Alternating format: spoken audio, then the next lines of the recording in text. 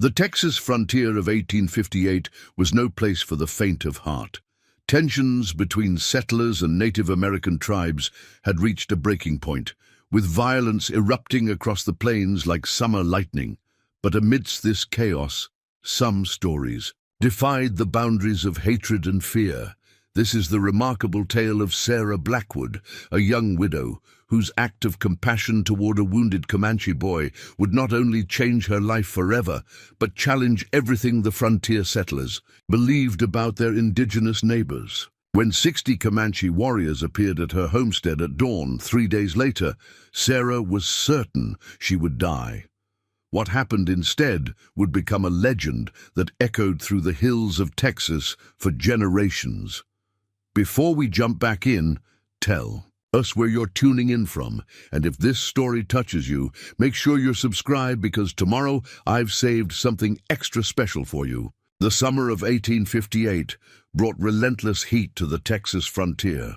For 3 months, the sun had baked the rolling hills surrounding the modest settlement of Clearwater Springs until the grass crackled underfoot and creeks shrank to muddy trickles. The drought had everyone on edge, especially Sarah Blackwood. At 26, Sarah had already endured more hardship than most people face in a lifetime. Her husband Thomas had died the previous winter from pneumonia, leaving her alone to manage their small homestead and raise their daughter Emma, now 6 years old. They lived in a sturdy log cabin that Thomas had built with his own hands, situated on 40 acres of land about 2 miles from the Clearwater Springs settlement. Sarah stood on her porch, wiping sweat from her brow as she surveyed the withering cornfield. The crop wouldn't yield much this year, but perhaps it would be enough to get them through another winter if they were careful. Emma sat nearby, humming to herself as she mended a doll's dress with clumsy but determined stitches. "Mama, can I go down to the creek later?" Emma asked, her blue eyes hopeful.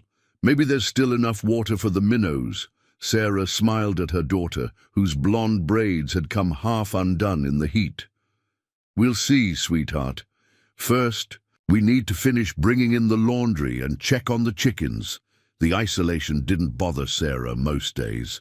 She'd grown up in these parts and knew how to be self-reliant. Her nearest neighbor, the Millers, lived about a mile away, and they checked in on each other when possible. The settlement of Clearwater Springs was small, just a general store, a smithy, a church, and about 20 families scattered around the area. But it was a tight-knit community born of necessity and shared hardship. As Sarah turned to go back, inside, a movement at the edge of the tree line caught her eye. She froze, her heart quickening. Living on the frontier meant always being alert to danger, and the recent uptick in Comanche raids had everyone in the territory on edge. The territorial governor had dispatched more Texas Rangers to patrol the area, but they couldn't be everywhere at once.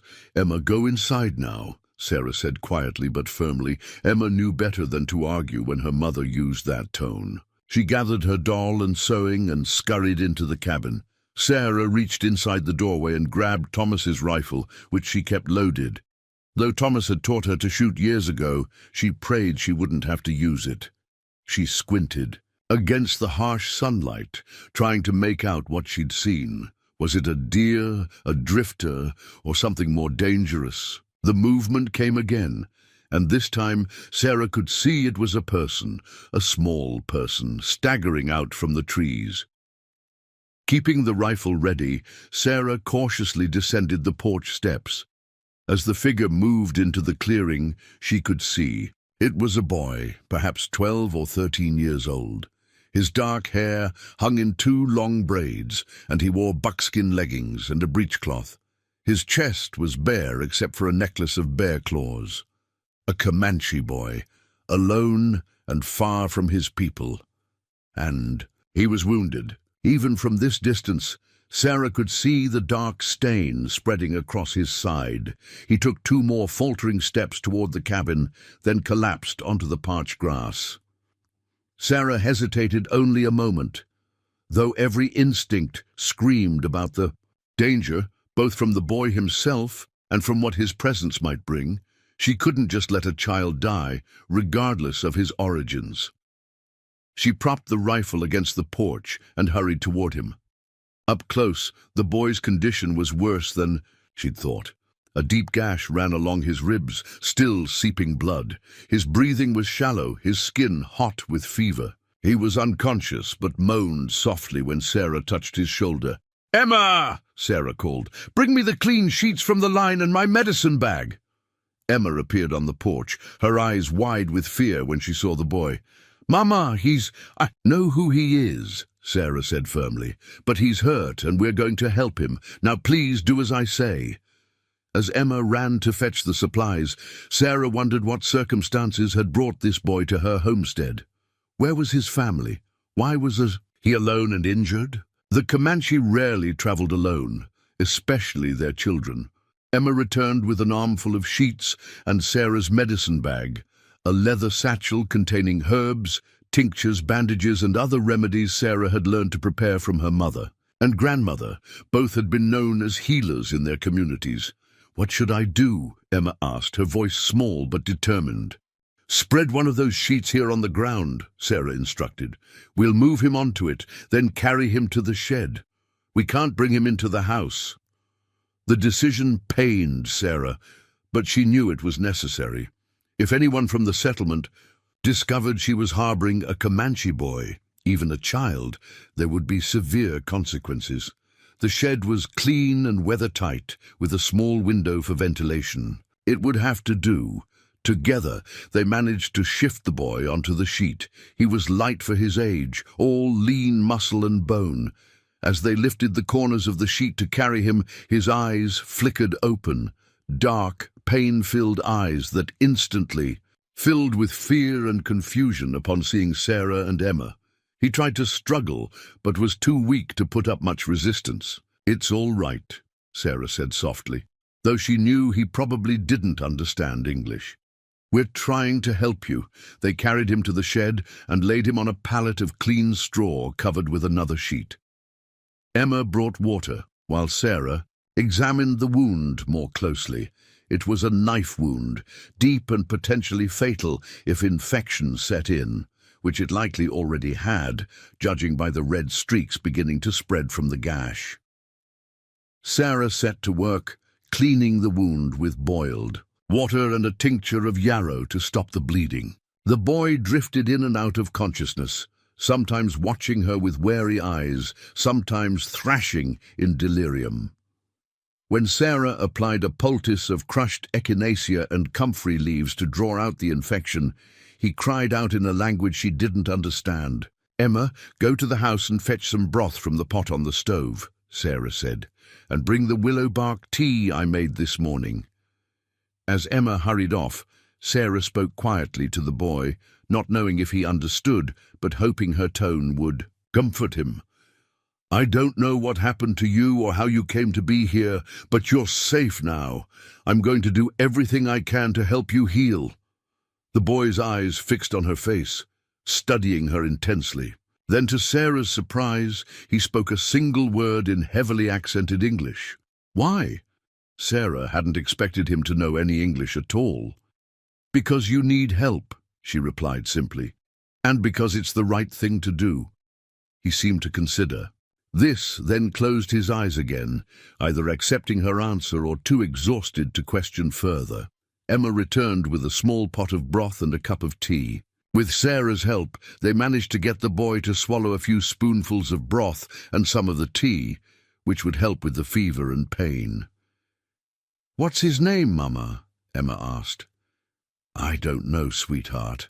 We'll have to wait until he's strong enough to tell us if he wants to." "What are we going to call him until then?" Sarah thought for a moment. "Why don't we just call him Boy for now, unless you have a better idea?" Emma frowned thoughtfully, then shook her head.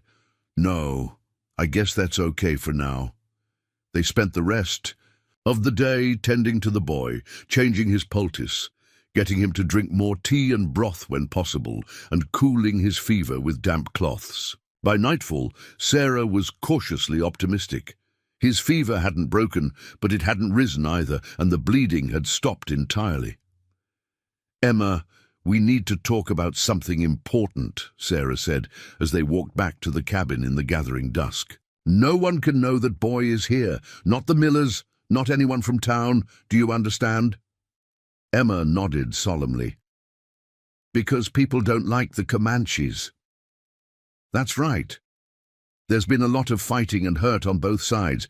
If people knew we were helping him, they might be very angry. But he's just a boy like me, Emma protested. Sarah squeezed her daughter's hand. I know, sweetheart. That's why we're helping him. But not everyone would see it that way. That night, after Emma was asleep, Sarah returned to the shed to check on the boy. He was awake, his dark eyes tracking her movements as she lit a small lantern. More water, she offered, and was pleased when he nodded. As she helped him drink, he suddenly gripped her wrist with surprising strength. Takwani, he said. Sarah wasn't sure if this was his name or if he was telling her something else. Takwani, she repeated cautiously. He nodded, then touched his chest. Takwani. Preparing and narrating this story took us a lot of time, so if you are enjoying it, subscribe to our channel. It means a lot to us. Now, back to the story.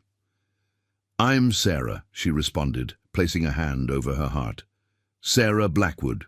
The boy, Takwani, relaxed, his grip, but continued to watch her warily. He was obviously still confused about why this white woman was helping him. Your wound is deep, Sarah said, knowing he might not understand most of what she said, but feeling the need to explain anyway. You need to rest and heal. You're safe here. For a moment, something like scorn flashed across his young face, as if the idea of being safe with white settlers was ridiculous. Then the expression faded, replaced by exhaustion as he closed his eyes again. Sarah changed his poultice once more, noting with relief that the angry red streaks hadn't spread further. Maybe the infection was subsiding. She left fresh water within his reach and returned to the cabin. The next morning brought a new challenge. Jake Miller, their nearest neighbor, rode up to the cabin just as Sarah was feeding the chickens. "Morning, Sarah," he called, tipping his hat. Jake was a decent man in his 40s, who had always been kind to Sarah and Emma, especially after Thomas died. "Thought I'd check in on you two. Heard some rumors in town yesterday that got me concerned." Sarah's heart raced, but she kept her expression neutral. "Oh, what kind of rumors?"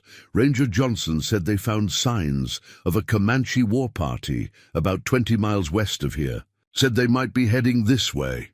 Jake dismounted, tying his horse to the hitching post. "Just wanted to make sure you had enough ammunition for that rifle of yours." Sarah nodded. "We're fine, Jake. Thomas always kept a good supply." Jake glanced around the homestead, his expression growing more serious. "Look, Sarah, I know you're capable, but if there's trouble, you get Emma and you come straight to our place, you hear? Or better yet, maybe you two should stay with us for a few days until the rangers clear the area." "That's kind of you, Jake. But we'll be fine here," Sarah said firmly. "This is our home. I'm not about to abandon it because of rumors." Jake looked like he wanted to argue, but thought better of it. "All right, but the offer stands. Martha would be pleased to have the company, especially Emma's." They chatted for a few more minutes about the drought and the poor crops before Jake mounted up to leave. Just as he was about to ride off, Emma came running out of the cabin. "Mr. Miller, Mr. Miller, can you tell me a story about the Rangers next time you visit?" she called. Jake chuckled. "Sure thing, little lady. You be good for your mama now." As he rode away, Sarah released the breath she'd been holding. Had Emma almost slipped? Or was she just being her usual friendly self? Either way, they needed to be more careful. "Emma, come help me gather some herbs from the garden," Sarah said, leading her daughter toward the small patch of land where she grew medicinal plants. Once they were out of earshot of the shed, she knelt down to Emma's level. "That was close. We need to be very careful about what we say and do while Takwani is here." "Takwani? Is that his name?" Emma's eyes lit up. "I think so. He told me last night, but remember, we can't tell anyone he's here." Emma nodded seriously. "I know, Mama. I won't tell. They spent the morning tending to their usual chores with Sarah, checking on Takwani whenever she could do so without drawing attention. His fever had broken during the night, and he was more alert, though still very weak. He accepted water and broth from Sarah without protest, but remained mostly silent. By the afternoon of the second day, Takwani's condition had improved significantly. The infection was receding, and he was able to sit up with support. Sarah had given him some of Thomas's old clothes, a shirt cut down to size, and a pair of trousers that were too short, but would serve until his own clothes could be cleaned and mended. Emma, bursting with curiosity, finally convinced Sarah to let her properly meet the boy. Under Sarah's watchful eye, Emma approached Takwani cautiously. "Hello," she said shyly. "I'm Emma." Takwani stared at her for a long moment, then nodded once in acknowledgement. "Mama says your name is Takwani. That's a nice name," Emma continued, undeterred by his silence. "I helped Mama make the medicine for your cut. Does it feel better now?" To Sarah's surprise, Takwani responded, "Yes, better." His English was limited, but clearly understandable. "Where did you learn English?" Sarah asked. Takwani's expression grew guarded. "Mission school, 2 summers. Then I escaped." Sarah had heard about these schools, where native children were taken, often forcibly, to be civilized. The thought made her stomach turn. No wonder he had been so wary of their help. "Your family?" Sarah asked gently. "Are they looking for you?" Takwani's face hardened. "Father is war chief, brothers too, fighting rangers." He pointed west, then made a slashing motion across his side. "Ranger knife. I ran, got lost." The pieces fell into place for Sarah. The boy had been part of a raiding party, or at least traveling with one, had been wounded in a skirmish with the Texas Rangers, and had somehow become separated from his people while fleeing. He must have wandered for miles before collapsing near her property. "How old are you?" Sarah asked. 13 winters, Takwani replied. Then, unexpectedly, he asked, "Why do you help the enemy?" The directness of the question caught Sarah off. "God. You're not my enemy," she said after a moment. "You're a child who was hurt and needed help." Takwani studied her face, seeming to search for deception. "White woman with a good heart," he finally said. "Rare." Sarah wasn't sure whether to be flattered or offended by his assessment. "There are good and bad people among both our peoples," she said carefully. Later that evening, after Emma was asleep, Sarah returned to the shed with fresh bandages and more food. Takwani was sitting up on his own, looking stronger by the hour. "You should be able to travel soon," Sarah said, as she changed his bandage. The wound was healing well, the infection nearly gone. "Do you know how to find your people?" Takwani nodded. "Follow the sun. 2 days' walk." Sarah frowned. "You're not strong enough to walk that far yet, and it's dangerous for you to travel alone." "Must go," Takwani insisted. "Father will think I dead, will be very angry."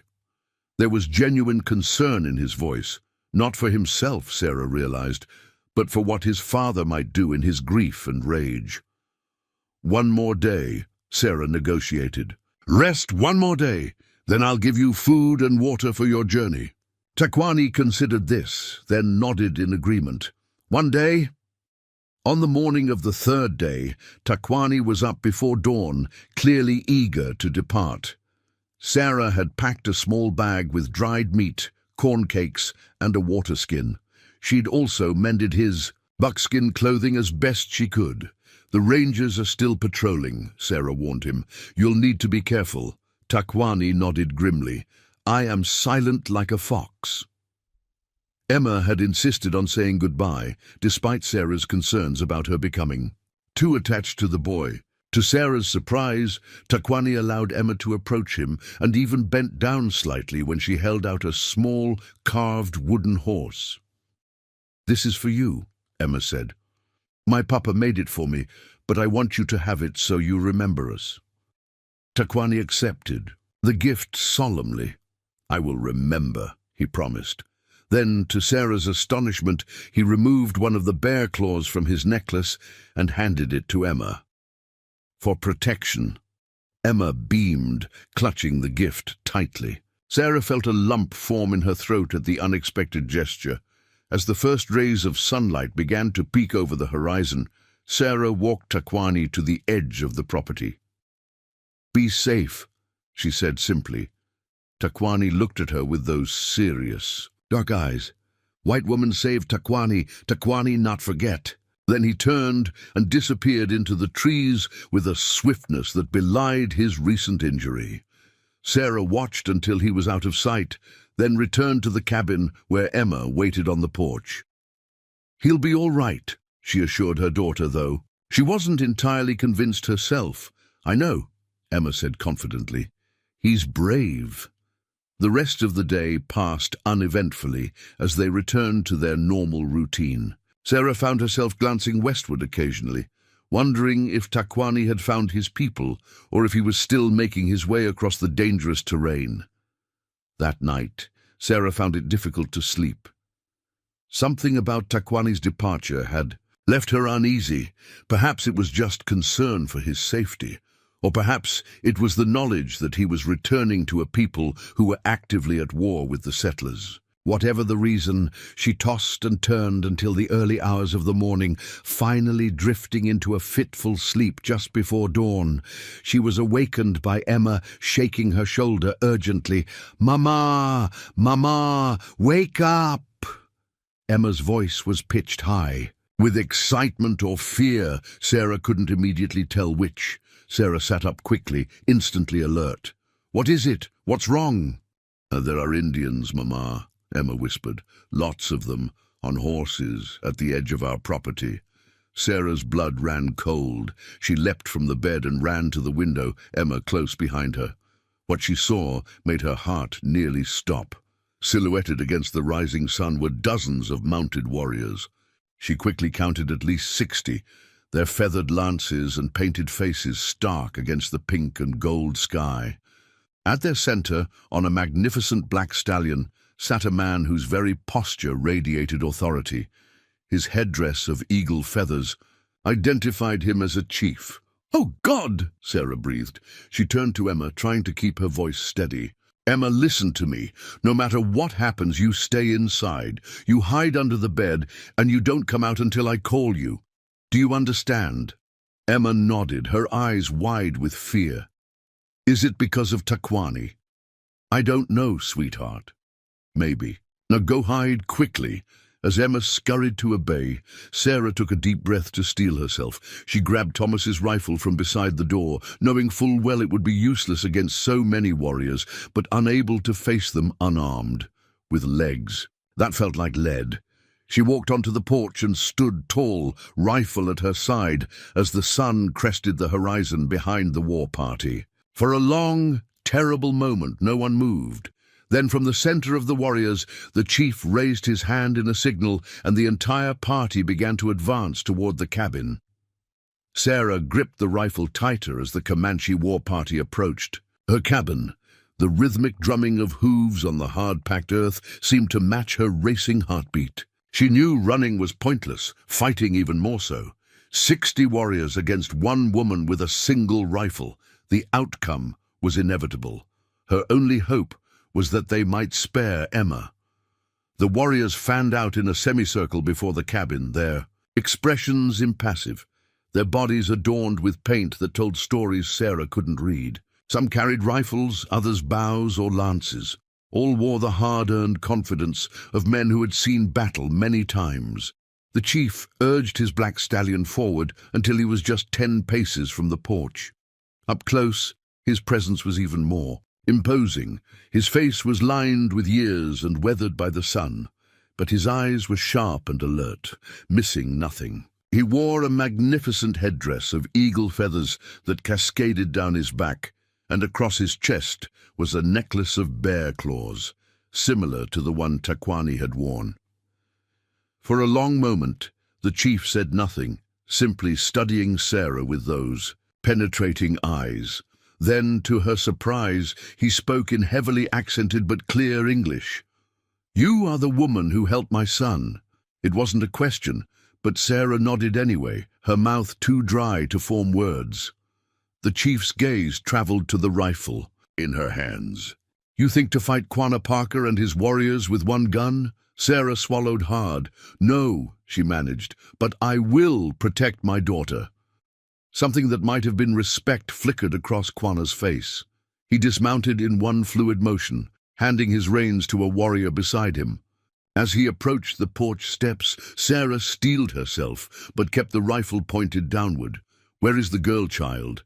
Quanah asked. "Safe," Sarah replied, unwilling to reveal Emma's hiding place. Quanah nodded, as if her protectiveness was expected. "My son, Takwani, he told me what you did, how you healed his wound when others of your kind would have let him die, or worse."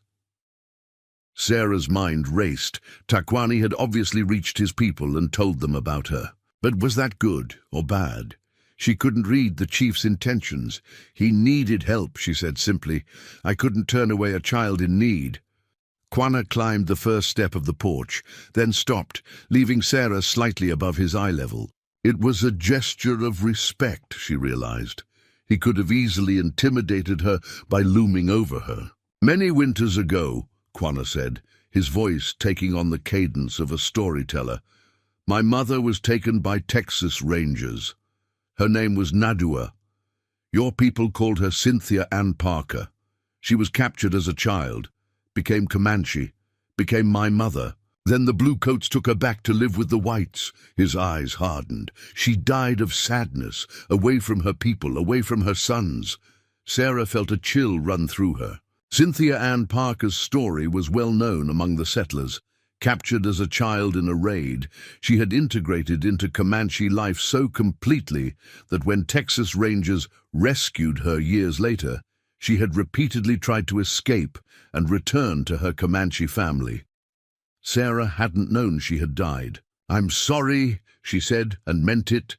Quanah studied her face, perhaps looking for insincerity, but found none. "The cycle of vengeance between our peoples is long and bloody. Each side takes lives, then more lives are taken in return." He gestured to the warriors behind him. "I have brought my men here today because of what you did for my son." Sarah's grip tightened on the rifle. This was it then. Despite her kindness to Takwani, she and Emma would pay the price for the actions of other white settlers. But Quanah's next words caught her completely off guard. "We have come to protect you." Sarah blinked, certain she had misheard. "Protect me?" Quanah nodded. "Word travels fast on the frontier. My scouts tell me that Ranger Johnson and his men know a Comanche boy was here. They ride for your cabin even now." Sarah's blood ran cold. How could they know? Jake Miller, perhaps. Had he seen something during his visit, or had someone else spotted Takwani? "Why would you protect me?" she asked, bewildered. "You saved my son when your people would have killed him," Quanah replied. "And I am tired of the endless circle of bloodshed. Perhaps it is time for new ways." From among the warriors, a horse broke formation and rode forward. On it sat Takwani, his wound obviously still paining him, but his back straight with pride. He had changed from Thomas's clothes back into traditional Comanche garb, and with his father's warriors around him, he looked far older than the injured boy Sarah had tended. "Sarah Blackwood," he called, "I told my father of your kindness, of your daughter's gift."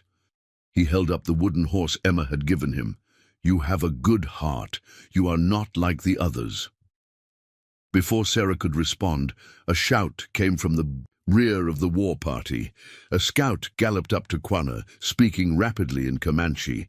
Quanah's expression darkened as he listened. "Rangers," he said to Sarah, 12 men riding hard. They will be here soon."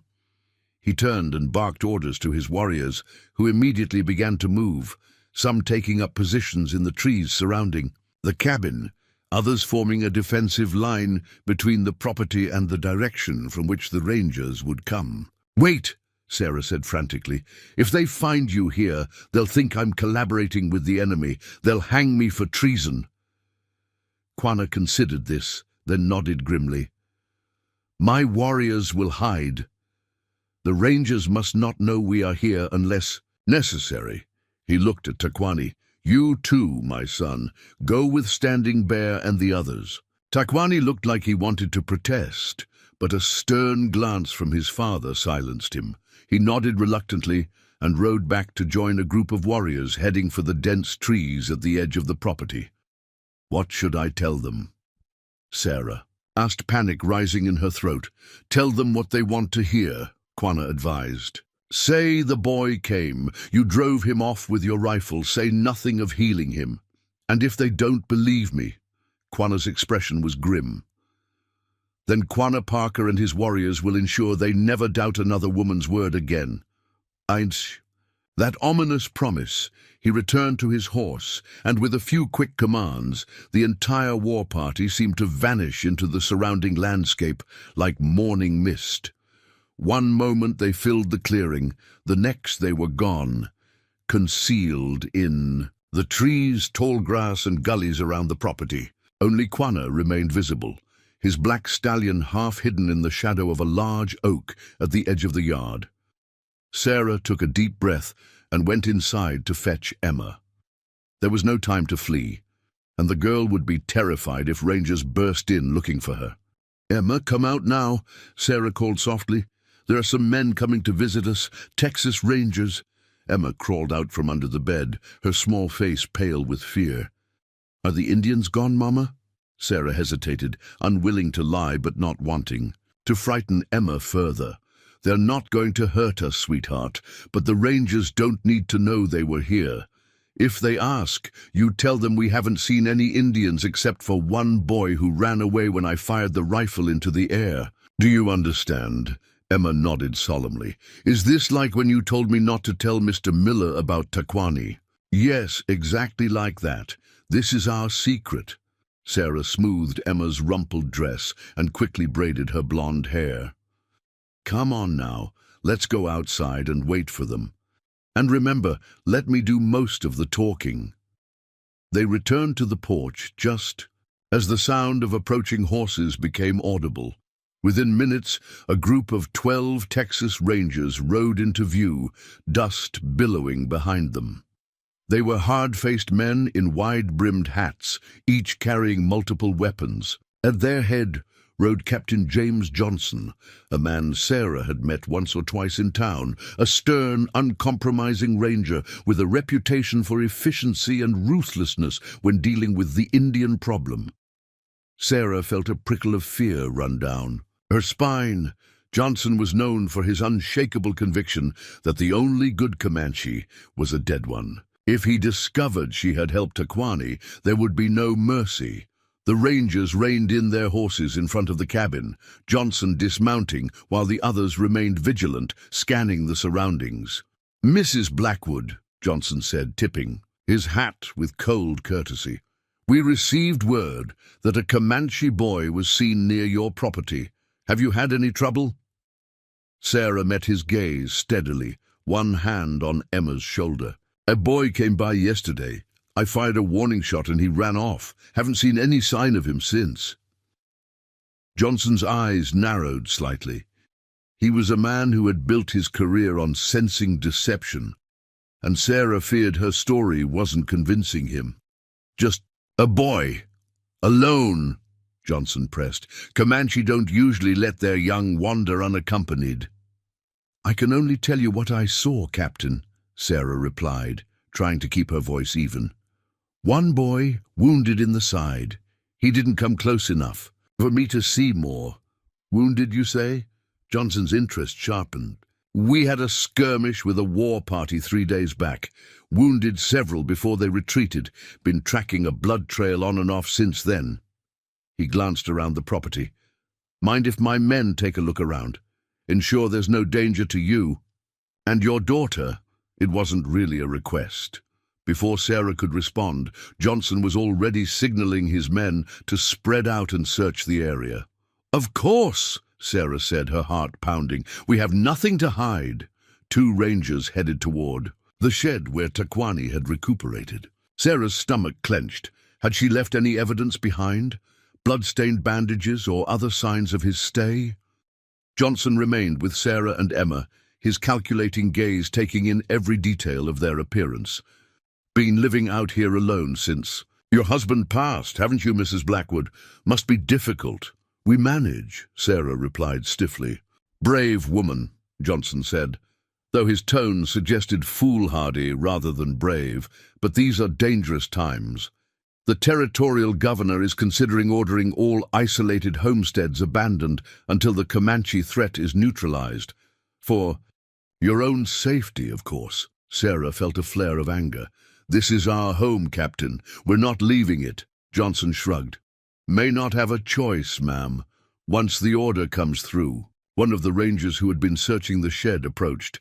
"Captain, you might want to see this." Sarah's blood ran cold as Johnson followed the man to the shed. They spoke in low voices, examining something on the ground that Sarah couldn't see from the porch. After a moment, Johnson returned, his expression harder than before. "Mrs. Blackwood, there's blood in that shed, fair amount of it, and what looks like some kind of poultice made from plants I don't recognize." His hand rested casually on his pistol. "Would you care to explain that?" Sarah's mind raced. "One of our goats was injured last week, cut itself on some fencing. I treated it in the shed." "With Indian medicine?" Johnson asked skeptically. "I use what works, Captain," Sarah replied, mustering as much dignity as she could. "My grandmother taught me about healing plants, works on goats just as well as people." For a long, tense moment, Johnson stared at her, clearly suspicious, but unable to prove she was lying. Finally, he nodded slightly. "Where's this injured goat now?" Sarah had anticipated the question. "It didn't make it. We butchered it 2 days ago. Had goat stew that night." From the corner of her eye, Sarah saw movement in the trees beyond Johnson's shoulder, a flash of feathers, the gleam of a weapon. Quanah's warriors were watching, ready to intervene if necessary. Another ranger called from the edge of the property. "Tracks here, Captain, leading west. Look fresh." Johnson's attention shifted, much to Sarah's relief. "Comanche?" "Yes, sir. Several horses. Could be a scouting party." Johnson's expression darkened. "Mrs. Blackwood, gather whatever essentials you and your daughter need. You're coming back to Clearwater Springs with us." "What?" Sarah protested. "We can't just leave our home." "You don't have a choice," Johnson said flatly. "If there's a war party nearby, this is the first place they'll hit. 2 women alone wouldn't stand a chance." "I appreciate your concern, Captain, but we're staying," Sarah insisted. "My husband built this place with his own hands. I'm not abandoning it." Johnson's face hardened. "This isn't a request, ma'am. It's an order. For your protection and the child's." Emma pressed closer to Sarah's skirts, her small face frightened but resolute. "We want to stay home," she said in a small voice. Johnson ignored her, focusing on Sarah. "You have 5 minutes to gather your things, then we're leaving one way or another." The implied threat hung in the air between them.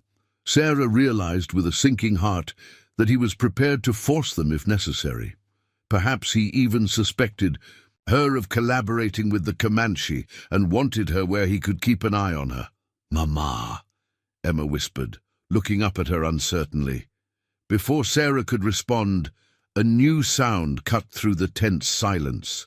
A Comanche war cry, high and piercing, followed by another, then another, until the air seemed to vibrate with them. The rangers immediately drew their weapons, forming a defensive circle. "War party!" one of the rangers shouted. Johnson grabbed Sarah's arm roughly. "Did you signal them somehow?" he demanded. "Is this a trap?" "Don't be ridiculous," Sarah retorted, yanking her arm free. "If I were working with them, why would I still be here talking to you?" The war cries continued, seeming to come from all directions at once. Johnson barked orders to his men, who looked increasingly nervous. They were outnumbered, surrounded, and caught in the open. Suddenly, Quanah Parker emerged from the trees on his black stallion, riding slowly into the clearing. The war cries ceased, replaced by an ominous silence. Behind Quanah, warriors began to appear, first a few, then a dozen, then more, until all 60 were visible, encircling the Rangers completely. "Johnson," Quanah called, recognition clear. In his voice, "We will meet again." The Ranger captain's face contorted with hatred. "Parker, should have known you'd be behind this." "Put away your weapons," Quanah commanded. "You are surrounded. Your men will die if you fight." Johnson's laugh was harsh. "And we'll die if we surrender. No Ranger has ever been taken alive by Comanche, and I don't intend to be the first." "Today is different," Quanah replied calmly. "No blood need be shed if you listen." "Listen to what? More lies from a savage?" Johnson spat. Quanah's expression remained impassive, though Sarah noticed his warriors bristling at the insult. "The woman and her daughter," he said.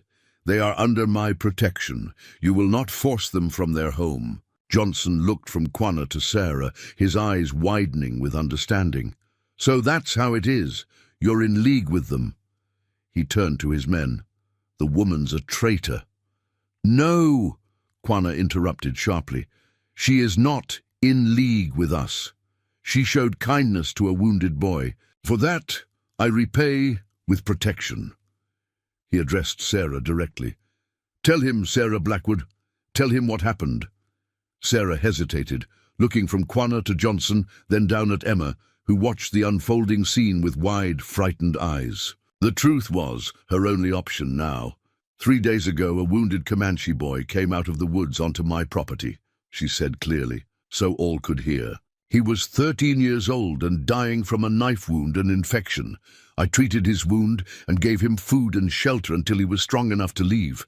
That boy was Taquani, Chief Parker's son." Murmurs ran through the Rangers. Johnson's face darkened with fury. "You harbored an enemy of the territory," he growled. "That's treason, Mrs. Blackwood." "He was a child," Sarah shot back. "Not an enemy. Just a hurt child." Quanah raised his hand, silencing the murmurs. "Johnson, you and your Rangers will leave this place now. The woman and her daughter stay. They are under my protection." "Your protection," Johnson scoffed. "And what happens when the next war party comes through? One that doesn't know about your special arrangement." "They will know," Quanah said simply. "All Comanche in this territory will know that the homestead of Sarah Blackwood is to be left in peace." He gestured toward the cabin. "I will mark it." And so, Johnson looked around at his outnumbered men, then back at Quanah. "And if I refuse to leave without them?" "Then you will not leave at all," Quanah replied, his tone matter-of-fact rather than threatening. A tense silence fell. Sarah could almost see Johnson calculating their chances. 12 Rangers against 60 warriors. Even with superior firearms, they were hopelessly outnumbered. "Captain," one of the Rangers said quietly, "we should withdraw, live to fight another day." For a moment, Sarah thought Johnson would refuse, pride overriding his tactical sense. But then he gave a curt nod. "Mount up," he ordered. "We're pulling back." As the Rangers prepared to depart, Johnson turned to Sarah one last time. "This isn't over, Mrs. Blackwood. The territorial governor will hear about your kindness to the enemy." "Do what you must, Captain," Sarah replied steadily. "As will I." The Rangers mounted their horses and, with one last venomous glare at both, Sarah and Quanah, Johnson led them away at a canter, leaving a cloud of dust in their wake. Once they were gone, Sarah's knees nearly buckled with relief. Emma pressed against her side, and Sarah pulled her daughter close. Quanah approached the porch, his warriors remaining at a respectful distance. "They will return," he said without preamble. "Johnson is not a man who forgives." "I know," Sarah replied wearily. "But thank you for what you did today." Quanah inclined his head slightly. "I promised you protection, and Quanah Parker keeps his promises." He reached into a pouch at his waist and withdrew a small object, a carved stone pendant on a leather. Ithong. The pendant depicted an eagle with outstretched wings. "This is the symbol of my family," Quanah explained, holding it out to Sarah. "Hang it above your door. Any Comanche who sees it will know you are under my protection." Sarah accepted the pendant with a sense of wonder. "Thank you," she said softly. "But why go to such lengths for us?" "Because my son lives because of you," Quanah replied simply, "and because there has been enough killing between our peoples." From among the warriors, Takwani urged his horse forward to join his father. He looked at Sarah and Emma with solemn eyes that seemed too old for his young face. "I bring others," he said in his limited English, gesturing to the warriors, "to keep a promise, to protect." Emma stepped forward, her initial fear of the warriors apparently forgotten. "I still have your bear claw," she told Takwani, pulling it from a pocket in her dress to show him. "I keep it with me all the time." A rare smile broke across Takwani's face. "Good medicine," he said approvingly. "Keep safe." Quanah watched this exchange with an expression Sarah couldn't quite read, perhaps hope, perhaps sadness. "We must go now," he said after a moment, "but we will watch over this place. If Johnson returns with more men, we will know." "What will happen to us when you leave the territory?" Sarah asked, voicing the concern that had been growing in her mind. The Comanche were gradually being forced westward by the relentless expansion of white settlement. Quanah's protection wouldn't last forever. "I do not leave," Quanah said firmly. "This is Comanche land, has been for many generations, will be for many more." Sarah wasn't so sure. The tide of settlement seemed unstoppable, with more pioneers arriving each year, but she nodded in acknowledgement of his determination. "What about the authorities?" she pressed. "Johnson will report what happened here. They might send soldiers next time, not just rangers." Quanah's expression was resolute. "Then we will deal with soldiers." He mounted his horse in one fluid motion. "Hang the pendant, keep your rifle close, we will be watching." With a gesture to his warriors, Quanah prepared to depart. Before they left, Takwani approached the porch one last time. "Sarah Blackwood," he said formally. "Emma Blackwood, you are friends with Takwani, to people." He touched his chest, where his wound was still healing. "I not forget." With that he rejoined his father, and the entire war party wheeled their horses and rode away, eventually disappearing into the western horizon like ghosts. Sarah and Emma stood on the porch long after they were gone, the eagle pendant clutched in Sarah's hand, the future uncertain, but somehow less frightening than it had been before. "Are we friends with the Indians now, Mama?" Emma asked, her voice small but curious. Sarah looked down at the pendant, then at the wooden cross that hung beside her door, symbols of two worlds that had been at war for generations. "I think," she said slowly, "we're friends with people who recognize kindness when they see it, no matter where they come from." Emma considered this, then nodded. "Like Takwani." "Yes," Sarah agreed. "Like Takwani." She hung the eagle pendant above the door, next to the cross, where it would be visible to anyone who approached. Then she took Emma's hand and led her inside to prepare supper, wondering what the coming days would bring. As the sun began to set, casting long shadows across the homestead, Sarah thought she glimpsed movement at the edge of the property.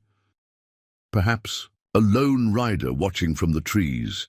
She lifted her hand in acknowledgement, and after a moment the figure returned the gesture before melting back into the gathering dusk. For the first time since Thomas died, Sarah felt truly safe on the frontier, not because of walls or weapons, but because of an unexpected alliance born from a simple act of compassion. And in that moment, she knew that whatever challenges tomorrow might bring, they would face them stronger than before. Autumn came to the Texas frontier in a blaze of copper and gold. The scorching heat of summer yielded to crisp mornings and pleasant afternoons. For Sarah and Emma Blackwood, the changing season brought not only a reprieve from the drought, but also an uneasy peace. 2 months had passed since the standoff between Quanah Parker's warriors and Captain Johnson's rangers. True to Quanah's word, no Comanche raiders had troubled the Blackwood homestead. The eagle pendant hanging above their door had become a talisman of sorts, drawing curious glances from the few visitors they received, but apparently serving its intended purpose. The rangers, however, were another matter entirely. Johnson had made good on his threat to report Sarah to the territorial authorities. 3 weeks after the confrontation, a stern-faced official had ridden out from Austin with a formal censure, accusing her of rendering aid and comfort to hostile Indians. Only the fact that she was a widow with a young child had spared her from more severe consequences. The man had informed her with obvious disapproval. "You're being watched, Mrs. Blackwood," he'd warned before departing. "Any further contact with the Comanche will not be treated so leniently." Sarah had accepted the censure with outward humility and inward defiance. The official had made no attempt to remove the eagle pendant, either not recognizing its significance or choosing to ignore it. Since then, ranger patrols had made a point of passing by the Blackwood homestead at least once a week, ostensibly to ensure her safety, but clearly to monitor her activities. Sarah endured their scrutiny with stoic patience, offering coffee and cornbread when they stopped, but volunteering no information beyond pleasantries about the weather and crops. "Mama, why does Mr. Johnson hate us now?" Emma had asked after a particularly tense visit from the ranger captain himself. Sarah had chosen her words carefully. "He doesn't hate us, sweetheart. He just doesn't understand why we helped Taquani." "Because he was hurt and needed help," Emma had replied with a child's straightforward logic. "Yes, but Captain Johnson sees things differently. He thinks all Comanche are enemies, even children." "Even children," Sarah had confirmed sadly. Now, as Sarah harvested the last of her modest corn crop, she reflected on how their lives had changed. The settlement had largely ostracized them after word spread about the incident. Former friends crossed the street to avoid speaking with her in town. The sympathetic nods she'd received as Thomas's widow had transformed into suspicious glares and whispered conversations that abruptly ended when she approached. Only the Millers, Jake and Martha, had stood by them, though even they seemed uncomfortable with Sarah's newfound notoriety. "Folks'll forget eventually," Jake had assured her last week while helping repair her chicken coop. "Just need to give it time." Sarah wasn't so sure. The frontier had a long memory for perceived betrayal, and in the eyes of many settlers, she had chosen the enemy over her own kind. As she gathered the last of the cornstalks, Sarah spotted a rider approaching from the direction of Clearwater Springs. She straightened, shading her eyes against the afternoon sun to identify the visitor. It was Martha Miller, riding her dappled mare at a brisk trot. Sarah set down her basket and walked to meet her, noting the unusual urgency in Martha's posture. The older woman rarely rode out alone, especially with such haste. "Martha," Sarah called as the woman drew near. "Is everything all right?" Martha reined in her horse, her normally pleasant face tight with worry. "Sarah, I had to warn you. There's trouble brewing in town." Sarah's stomach knotted. "What kind of trouble?" "Captain Johnson returned from Austin yesterday. He brought a new order from the territorial governor." Martha glanced around nervously, as though expecting to find eavesdroppers among the cornstalks. "All isolated homesteads within 20 miles of the settlement are to be abandoned until the Comanche threat is neutralized." "Abandoned?" Sarah repeated incredulously. "They can't do that." "They can and they are," Martha replied grimly. 3 families have already been relocated to town. The Petersons tried to resist. Mr. Peterson said they couldn't just leave their livestock. Johnson had him arrested, Sarah. They're holding him in the jailhouse until his family complies. Sarah felt her cheeks flush with anger. This is about and me, isn't it? Johnson's using this order to force me off my land. Martha hesitated, then nodded reluctantly. Jake heard them talking at the saloon last night. Johnson told the mayor that your alliance with the hostiles, as he called it, was a threat to the entire settlement. Said the governor agreed that you should be among the first removed. When are they coming? Sarah asked, her mind already racing through options. Tomorrow morning. A squad of rangers, plus some deputies from town. Martha reached over and squeezed Sarah's hand. Jake wanted to come tell you himself, but he's being watched too closely. They suspect he's sympathetic to your situation. Thank you for risking this visit, Sarah said sincerely. I won't forget it. Martha's expression grew more troubled. What will you do? You can't fight them, Sarah. No, Sarah agreed, but I won't simply abandon my home either. This land is all Emma and I have left of Thomas. You could come stay with us, Martha offered. Just until this blows over, Sarah smiled sadly. Your place is within the 20-mile limit too, isn't it? Martha nodded reluctantly.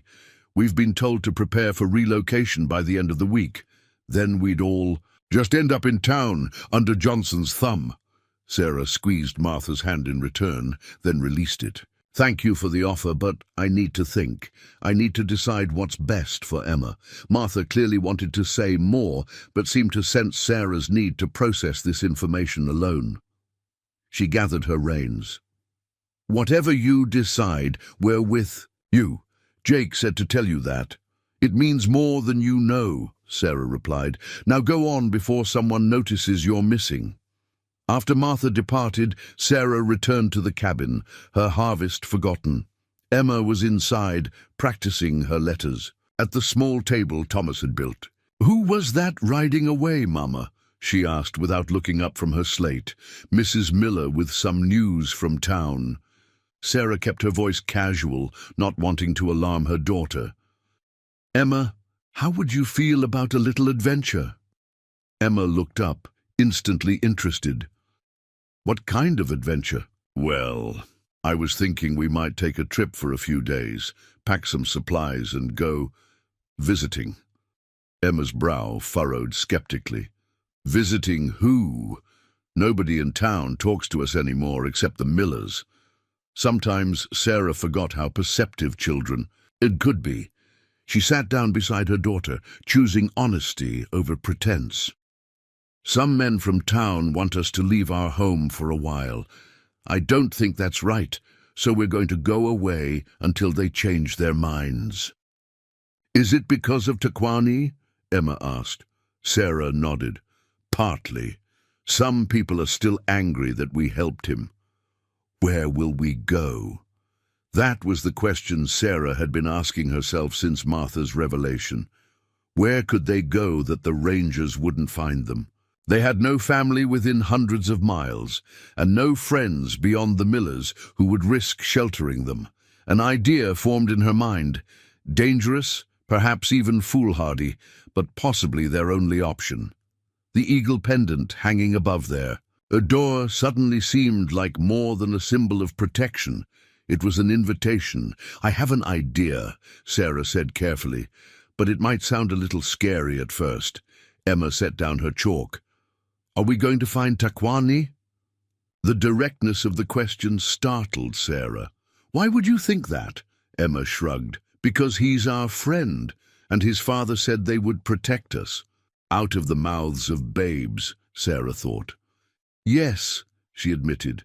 I think we might try to find Quanah Parker and his people, just until it's safe to come back home. Instead of fear, Emma's face lit up with excitement. Will I get to ride a horse like Taquani and sleep in one of those triangle houses? They're called teepees, Sarah corrected with a small smile. And I don't know. This won't be a pleasure trip, Emma. It might be dangerous, and we'll have to be very careful. I can be careful, Emma assured her solemnly, and I'm not afraid. Taquani gave me his bear claw for protection, remember? Sarah did remember. Emma still carried the bear claw in her pocket each day, a talisman against childhood fears. "All right then," Sarah decided. "We'll need to pack tonight after dark. Only what we can carry on Penny." Their aging mare wasn't the strongest animal, but she was steady and would have to suffice. "We'll leave before dawn."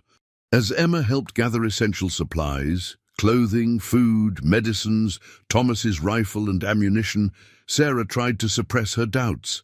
Was she making a terrible mistake? Leading her child into the territory of people who, despite Quanah's personal assurance, had been at war with settlers for generations? What if they couldn't find Quanah's band? What if they encountered other Comanche who didn't recognize or honor the chief's protection? But the alternative, forced relocation to Clearwater Springs, living under Johnson's suspicious gaze, perhaps even separated from Emma if the authorities decided she was an unfit mother due to her traitorous actions, seemed equally untenable. By midnight, their preparations were complete. Sarah had packed as efficiently as possible: pemmican and cornmeal for sustenance, a small cooking pot, extra blankets, medicines, the rifle, a knife, flint and steel, and a few precious mementos they couldn't bear to leave behind, including Thomas's Bible and Emma's wooden doll. She'd also carefully removed the eagle pendant from above the door and tucked it securely in her pocket. They slept fitfully for a few hours, then rose while the night was still deep. Sarah fed and watered the chickens one last time, leaving their coop open so they could forage freely. She left the cow's gate ajar as well, hoping the animal would find its way to the miller's place if they were gone too long. As the first hint of grey touched the eastern sky, Sarah boosted Emma onto Penny's back, secured their packs, and took the mare's reins to lead her on foot. They would move faster if Sarah rode as well, but the horse couldn't carry both of them, plus their supplies for long. "Ready?" Sarah asked, looking up at her daughter's small figure silhouetted against the lightening sky. Emma nodded, clutching Penny's mane. "Which way do we go?" Sarah had considered this carefully. During the confrontation 2 months ago, Quanah and his warriors had departed to the west, but that didn't necessarily mean their camp lay in that direction. Still, it was their best lead. "West," she decided, "and we'll need to avoid the main trails. The rangers will likely take those when they come for us." They set off across the cornfield and into the belt of trees that marked the western boundary of the Blackwood property. Sarah had explored these woods often enough to navigate them, but beyond lay more unfamiliar territory. She carried a crude map Thomas had drawn years ago, but it showed only major landmarks and waterways. The rising sun found them several miles from the homestead, following a small stream that Sarah hoped would lead to the larger creek shown on Thomas's map. Emma had been quiet and brave, asking few questions and maintaining her perch on Penny without complaint. "We'll rest soon," Sarah promised, noting her daughter's drooping shoulders. "Just need to put more distance between us and home first." As if summoned by her words, the distant sound of hoofbeats reached them. Sarah froze, listening intently. Multiple riders moving quickly, coming from the direction of Clearwater Springs. "The Rangers," she whispered. "They must have started early." She led Penny quickly into a dense thicket of junipers, positioning the horse between the direction of the sounds and the stream. "Stay absolutely quiet," she instructed Emma, who nodded with wide eyes. The hoofbeats grew louder, then slowed. Sarah's heart pounded as she realized the riders had reached their homestead. Would they immediately notice their absence, begin tracking them? Johnson was known for his abilities as a tracker. It was one reason he'd risen to captain so quickly. Minutes stretched like hours as they waited in tense silence. Finally, the sounds of activity at the distant homestead ceased, followed by the thunder of horses moving out at a gallop, heading not west, but south. "They're going toward the Millers," Sarah realized aloud. "They must think we went there." "Did Mrs. Miller tell them that?" Emma asked, confusion in her voice. "No, sweetheart, they probably just assumed that's where we'd go." Sarah felt a pang of guilt for Martha and Jake, who would now face questioning, but the misdirection, however unintentional, bought them precious time. "Come on, we need to keep moving while they're looking in the wrong direction," they continued, westward, following the stream, until it joined the larger creek Sarah had hoped to find. By midday, they had covered nearly 10 miles by Sarah's estimation, though their pace was slowed by the need to remain concealed and to rest Penny periodically. They stopped in a sheltered hollow to eat some pemmican and cornbread and to refill their water skins from the creek. Emma, tired from the journey but still animated by the adventure of it all, waded in the shallow water, while Sarah consulted Thomas's map. If her calculations were correct, they were now well beyond the settled areas around Clearwater Springs. This was the true frontier, a no-man's land claimed by both settlers and Comanche, but controlled by neither. Sarah had never ventured this far west before, and the vastness of the landscape was both awe-inspiring and intimidating. "How will we?" "Takwani, Mama?" Emma asked, returning from the creek with wet feet and a small collection of pretty stones. "I'm not sure," Sarah admitted, "but I think we should look for signs of Comanche camps or hunting parties. They might lead us to Quanah's band. What kind of signs? Tracks, campfire remains, markings on trees." Sarah had heard descriptions of such things from travelers and traders who passed through Clearwater Springs. "And when we find Comanche, we'll show them the eagle pendant. If Quanah's word is respected as he claimed, it should protect us." They resumed their journey as the afternoon waned, the terrain gradually changing from wooded creek bottoms to more open country with scattered groves of oak and mesquite. The land rose in gentle swells, offering broader vistas with each crest they crossed. In the distance, blue-tinged hills marked the edge of the plains. It was on one such rise that Sarah spotted them, a small group of mounted figures silhouetted against the western sky, perhaps a mile distant. Too far to identify, but their appearance and formation strongly suggested Comanche riders. Sarah quickly led Penny into the nearest grove of trees, concealing themselves while she considered their options. If these were Quanah's people, approaching them might be their salvation. If not, it could be disastrous. "I see Indians," Emma whispered excitedly from her perch. "Are they Takwani's family?" "I don't know," Sarah replied honestly. "But we need to be careful. Let me think." The riders were moving in their general direction, though not directly toward them. Sarah estimated they would pass within a quarter-mile of their position, close enough to signal if she decided to make contact, but far enough to remain hidden if she chose caution. After several minutes of internal debate, Sarah made her decision. Remaining hidden would only delay the inevitable. If they were to find refuge with the Comanche, they would have to take the risk of revealing themselves sooner or later. "Emma, I'm going to try to signal those riders," she explained. "I want you to stay here with Penny, hidden in the trees. If anything happens to me, if there's any trouble at all, I want you to get back on Penny and ride east as fast as you can. Try to find your way back to the Millers." Emma's face crumpled with sudden fear. "No, Mama, I want to stay with you." Sarah hugged her daughter tightly. "Nothing's going to happen. This is just in case. I have to be smart and plan for everything, remember?" Reluctantly, Emma nodded. Sarah helped her down from Penny and settled her in a well-concealed spot with a clear view of the open ground where Sarah would make her approach. "The eagle pendant," Emma remembered suddenly. "You need to show them." Sarah smiled and patted her pocket where the pendant rested. "I have it right here. Now remember, stay hidden until I call for you." With a deep breath to steady her nerves, Sarah walked out from the trees onto the open ridge. The Comanche riders were closer now, their details becoming clearer. There were 6 of them, all men, all armed with bows or rifles. They were definitely Comanche.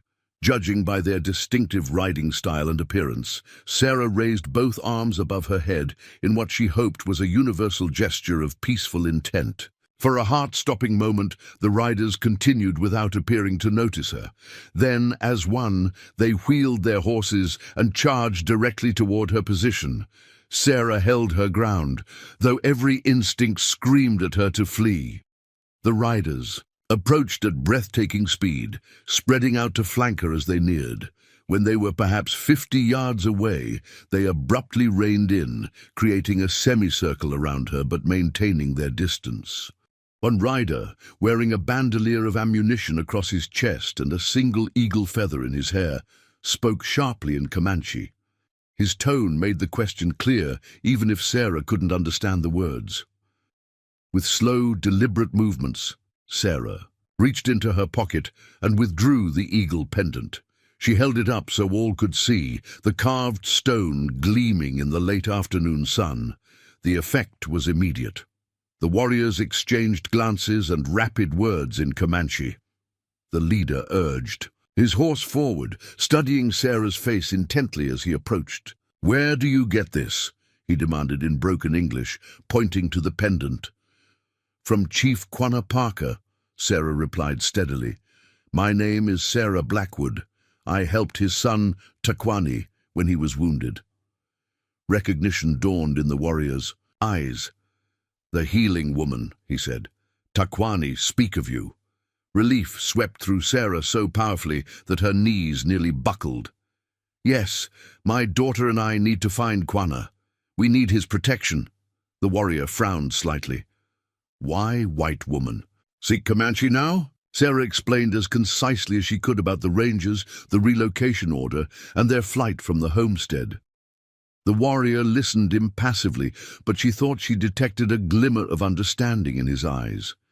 When she finished, he nodded once. "I am Grey Wolf, brother to Quanah's second wife. We take you to him."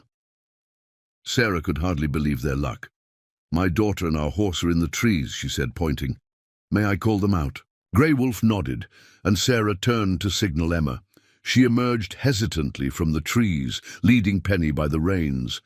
The Comanche warriors watched with undisguised curiosity as the small blonde girl approached. "Emma, this is Grey Wolf," Sarah introduced. "He's going to take us to Quanah and Taquani." Emma studied the imposing warrior for a moment, then reached into her pocket and pulled out the bear claw Taquani had given her.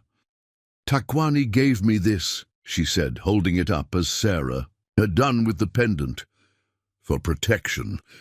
Grey Wolf's stern face softened almost imperceptibly. "Good medicine," he said, echoing Taquani's words from months before. He turned to his companions and spoke rapidly in Comanche. One of them dismounted and approached Penny, examining the mare with a critical eye before nodding to Grey Wolf. "Horse." "I'm tired," Grey Wolf observed. "You ride with us. Horse follow." Before Sarah could respond, he leaned down from his mount and extended his arm.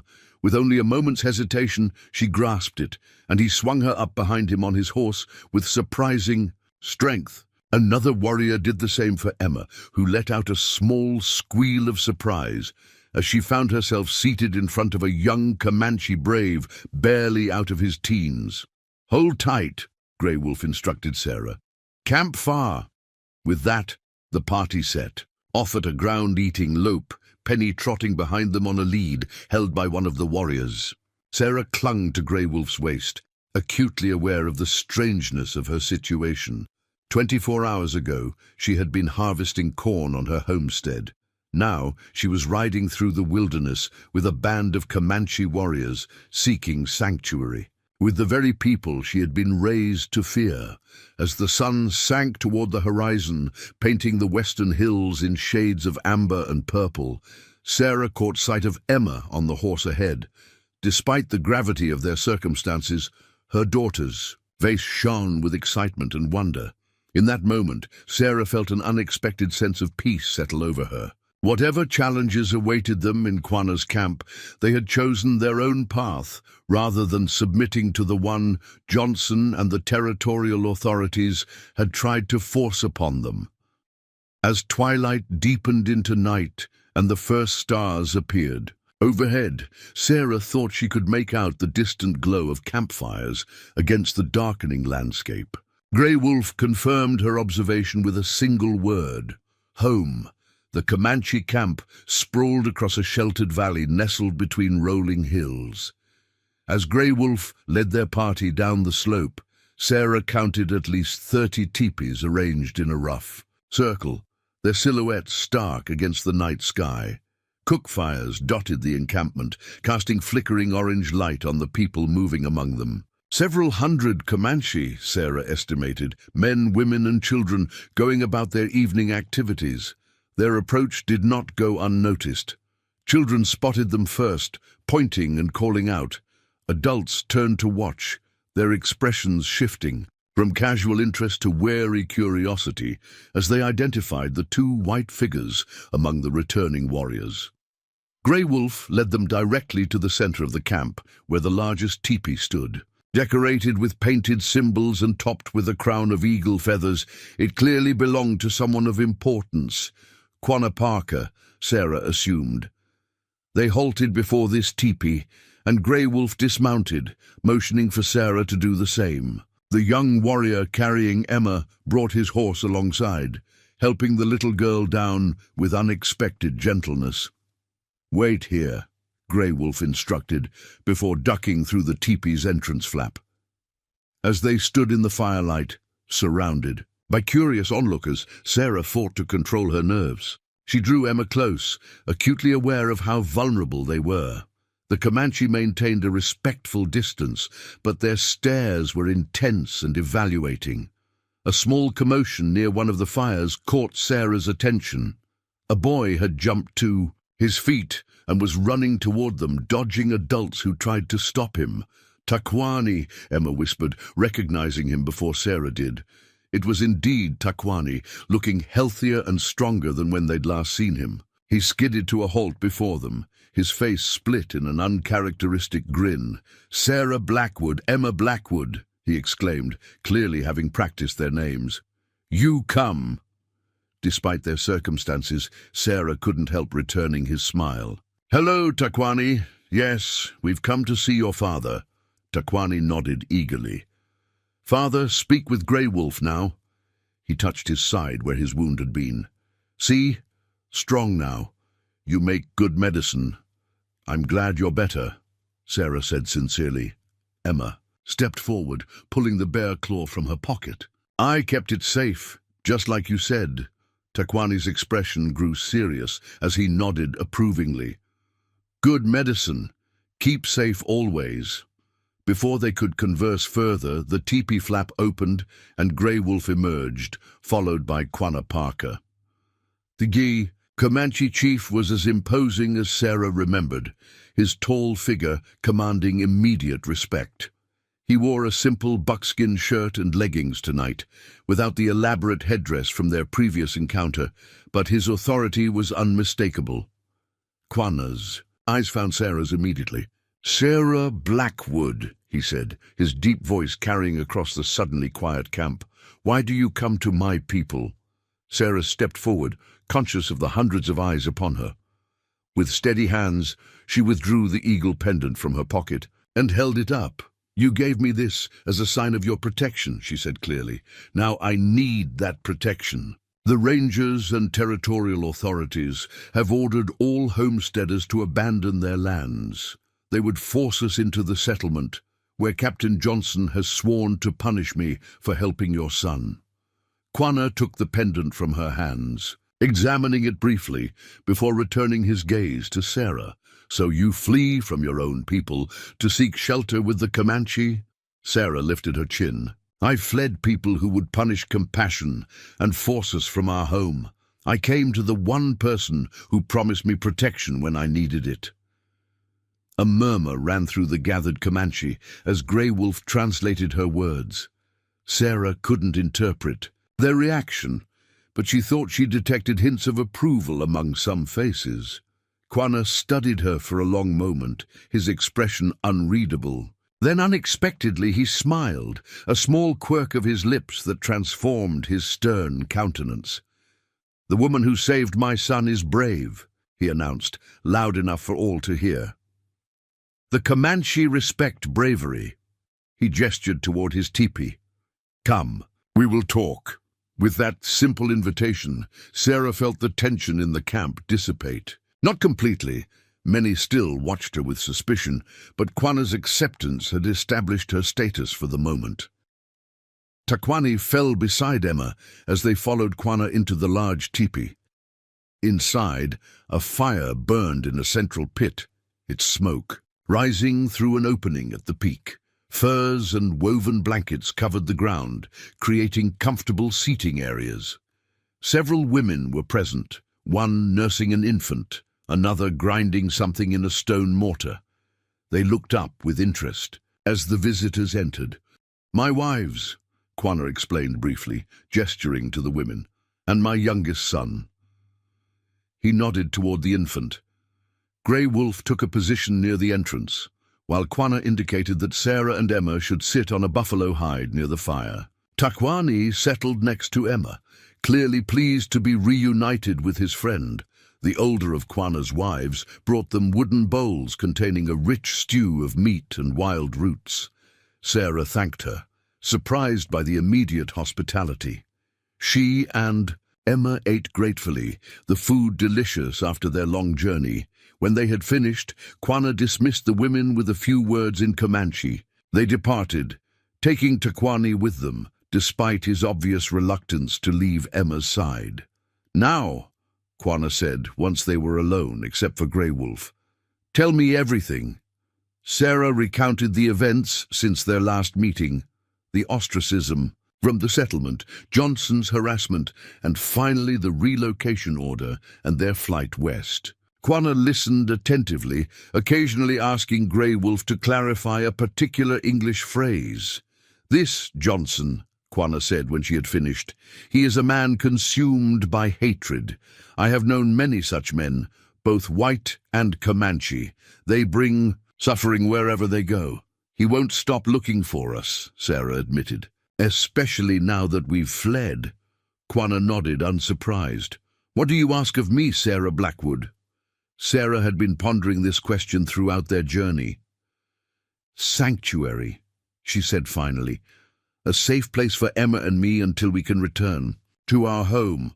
Or, she hesitated, if we cannot return, guidance on where we might go to start anew, beyond Johnson's reach. Quanah considered her words, his fingers absently tracing the eagle carving on the pendant. You may stay with my people, he decided. There is a small teepee near my sister's that is empty. It will be yours while you are here. Relief washed over Sarah. Thank you. But you should know, Quanah continued, his expression grave, that our own situation is not secure. The white man's army pushes us constantly.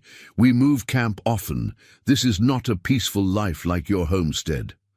I understand, Sarah said, though in truth she could only imagine what their nomadic existence truly entailed. There is more, Quanah added. Some of my people will not welcome you. They have suffered too much at the hands of white settlers. They will tolerate you because I command it, but you must be careful. Sarah appreciated his frankness. We'll be respectful guests, and perhaps I can make myself useful. I have knowledge of healing plants and medicines. Interest flickered in Quanah's eyes. Our medicine woman, Spotted Fawn, might welcome your knowledge. She grows old, and her apprentice died last winter of the coughing sickness. Grey Wolf spoke up for the first time since entering the teepee. The child, he said, nodding toward Emma, who had dozed off against Sarah's side. She is small but strong. Rode well today. No fear. Quanah smiled faintly, like her mother. He rose to his feet, signaling the end of their conversation. Rest. Tonight, tomorrow, Feather Woman, my sister, will show you our ways. As Quanah held the tipi flap open for them, Sarah gathered the sleeping Emma in her arms.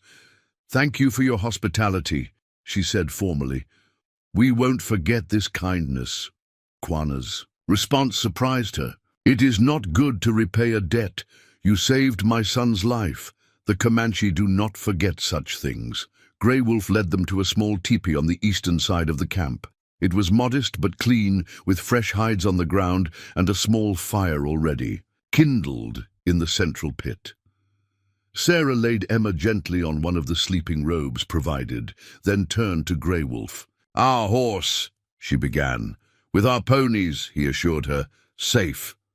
With a respectful nod, he left them alone. Sarah sank down beside Emma, the events of the past 2 days catching up with her in a wave of exhaustion. Despite her fatigue, sleep eluded her as she gazed at the smoke hole above, through which stars were visible in the clear night sky. What had they begun? How long would they live among the Comanche? Would they ever return to their homestead? Or was this the beginning of an entirely new life? The questions circled in her mind, until finally, near dawn, she drifted into restless slumber. Morning announced itself with a symphony of unfamiliar sounds. Horses nickering, children laughing, women calling to one another in Comanche, the rhythmic pounding of something being beaten or ground. Sarah opened her eyes to find Emma already awake and peering curiously out the teepee flap. "Mama," she whispered excitedly, "there are so many children, and horses, and everyone wears such interesting clothes." Sarah smiled at her daughter's enthusiasm. At least one of them was adapting easily to their new circumstances. She joined Emma at the entrance, taking in the bustling activity of the camp. In daylight, the Comanche began their day early, it seemed. Women tended cook fires or worked at various crafts. Men gathered in small groups, some working on weapons or tools, others preparing for what appeared to be a hunting expedition. Children darted between teepees, engaged in games or small chores.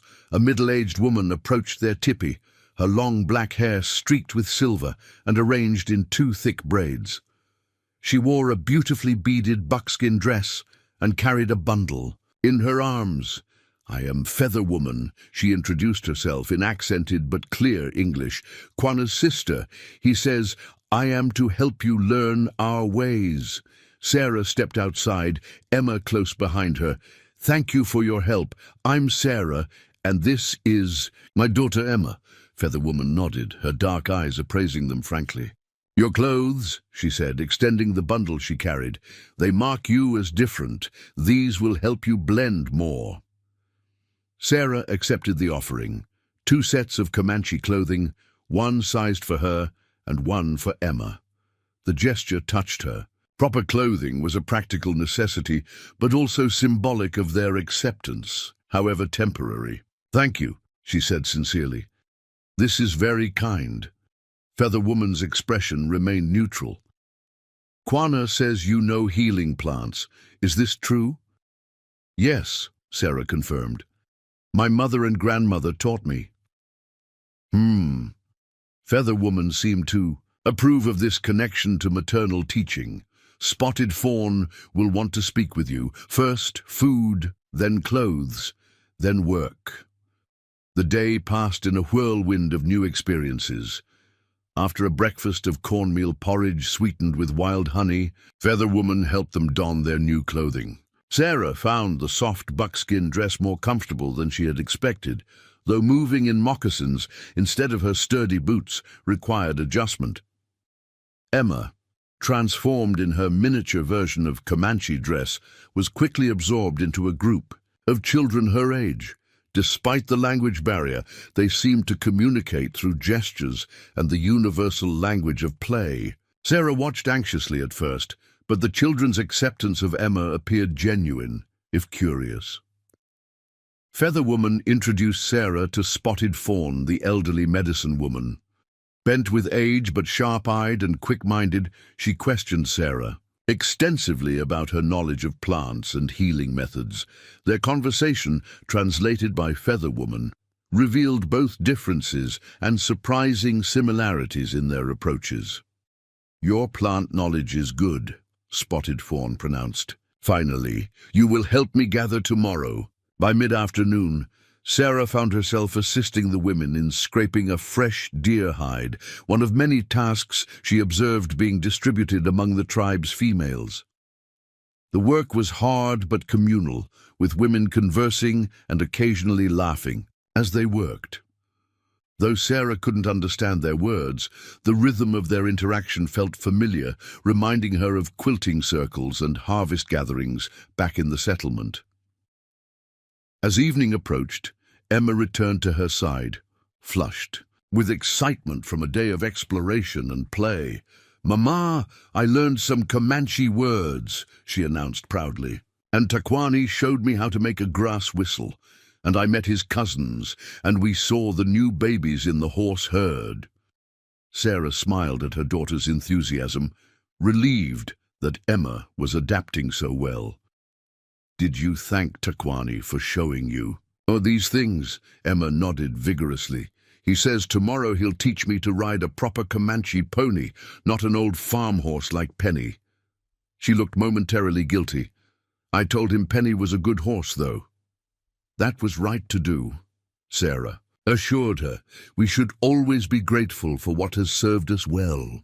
As darkness fell, the camp gathered around communal fires for the evening meal. Sarah and Emma sat with Feather Woman's family, including her husband, 2 bears, and their 3 children. Though 2 bears spoke no English, he treated them with grave courtesy, ensuring they received ample portions of the roasted venison and wild onions that comprised the meal.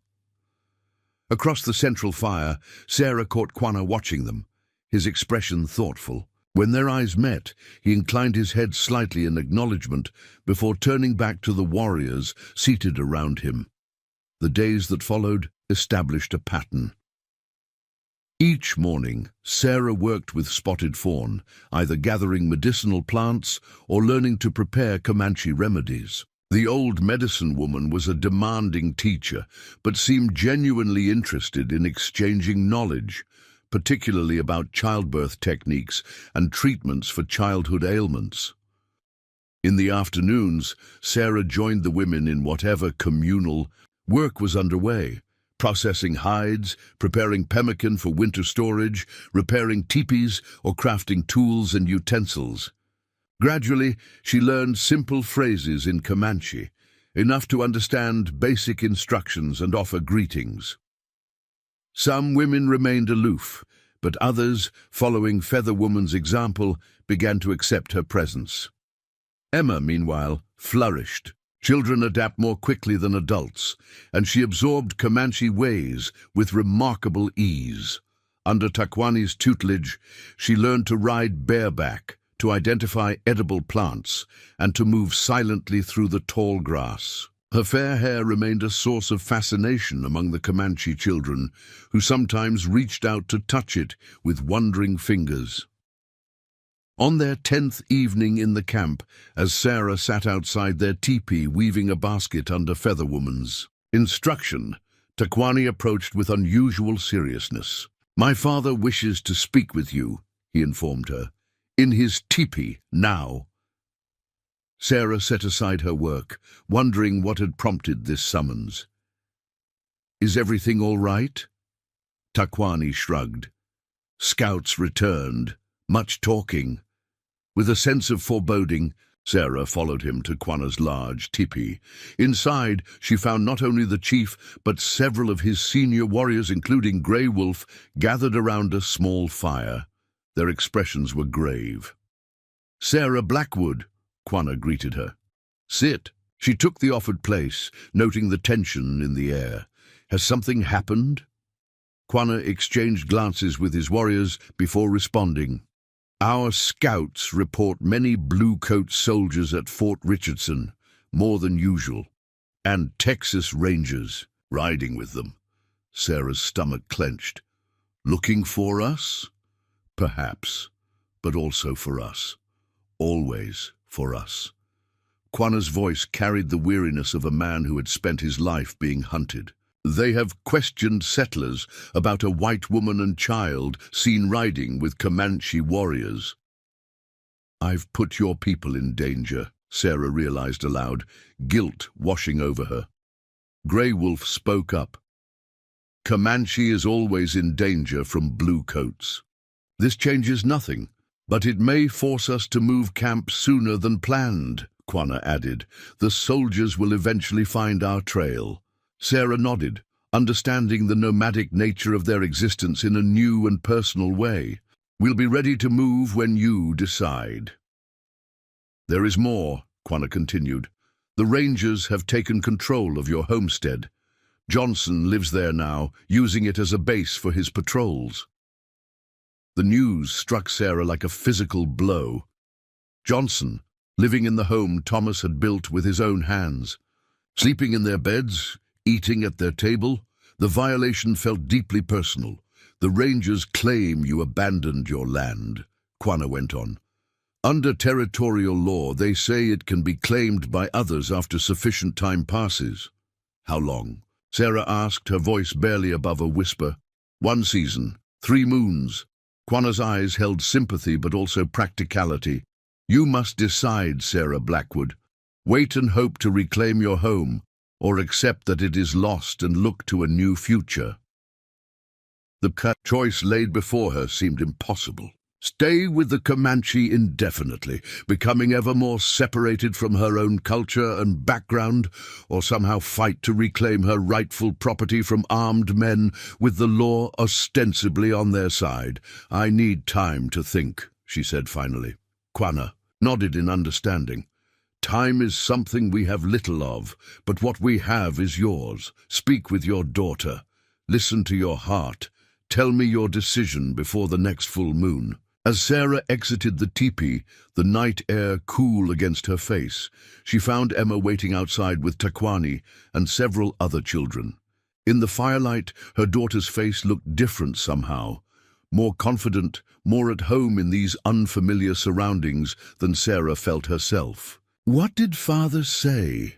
Takwani asked, his brow furrowed with concern. Many things I need to think about, Sarah replied, unwilling to burden the children with the full weight of their situation. Important decisions to make. Emma took her hand. Is it about going home? The perceptiveness of children never ceased to amaze Sarah. Yes, partly, but don't worry about it tonight. As they walked back toward their teepee, Sarah noticed Emma's easy conversation with Takwani, the mix of English and Comanche they had developed between them. In just 10 days, her daughter had adapted to a completely different way of life with the resilience of youth. Could Sarah do the same? And more importantly, should she? What was truly best for Emma's future?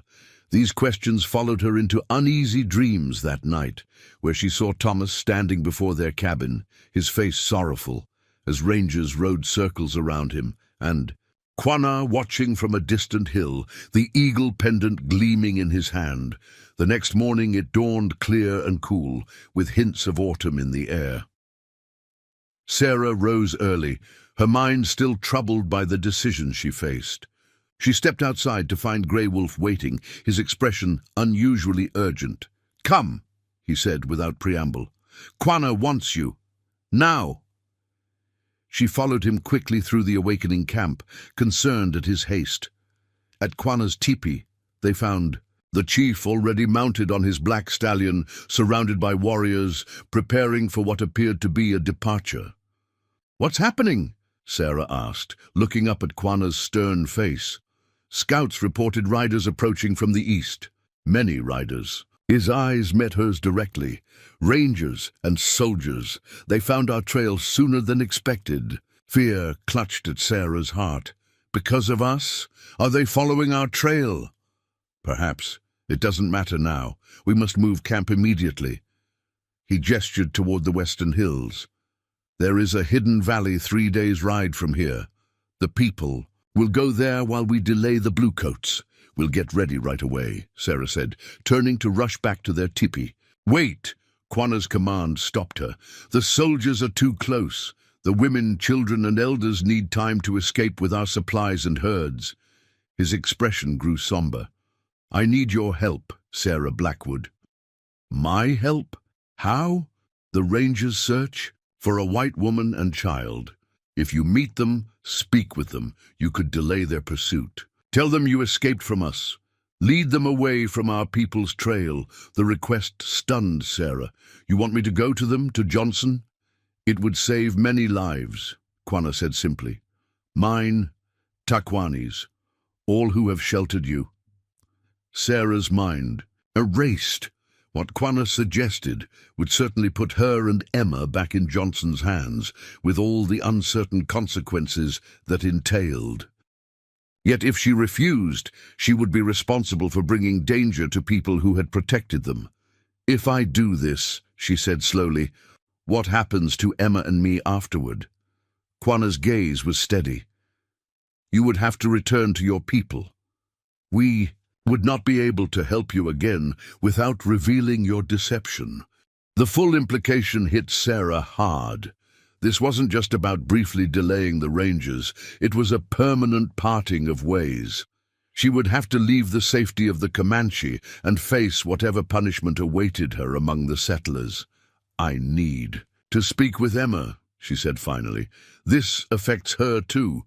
Quanah nodded. "Quickly, we have little time." Sarah hurried back to their teepee, where she found Emma already awake and curious about the unusual activity in camp.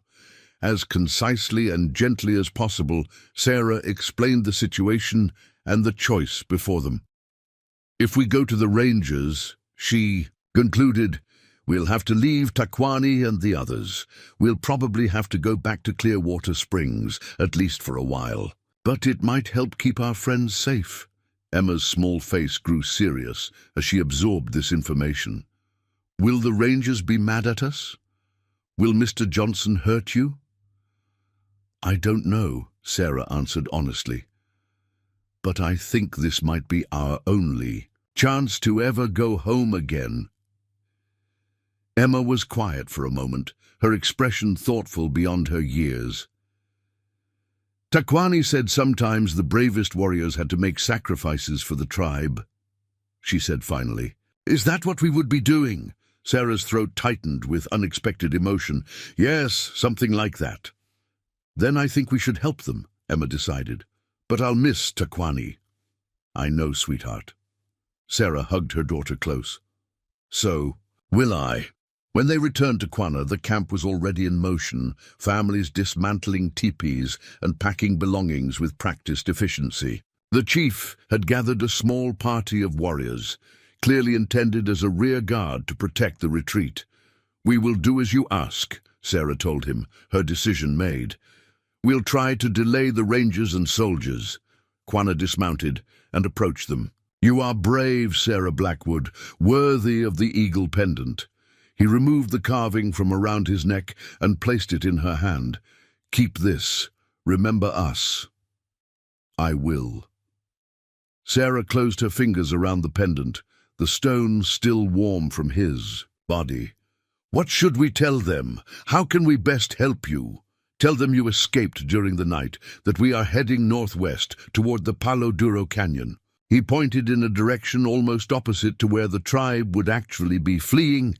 "This will give our people time to reach safety."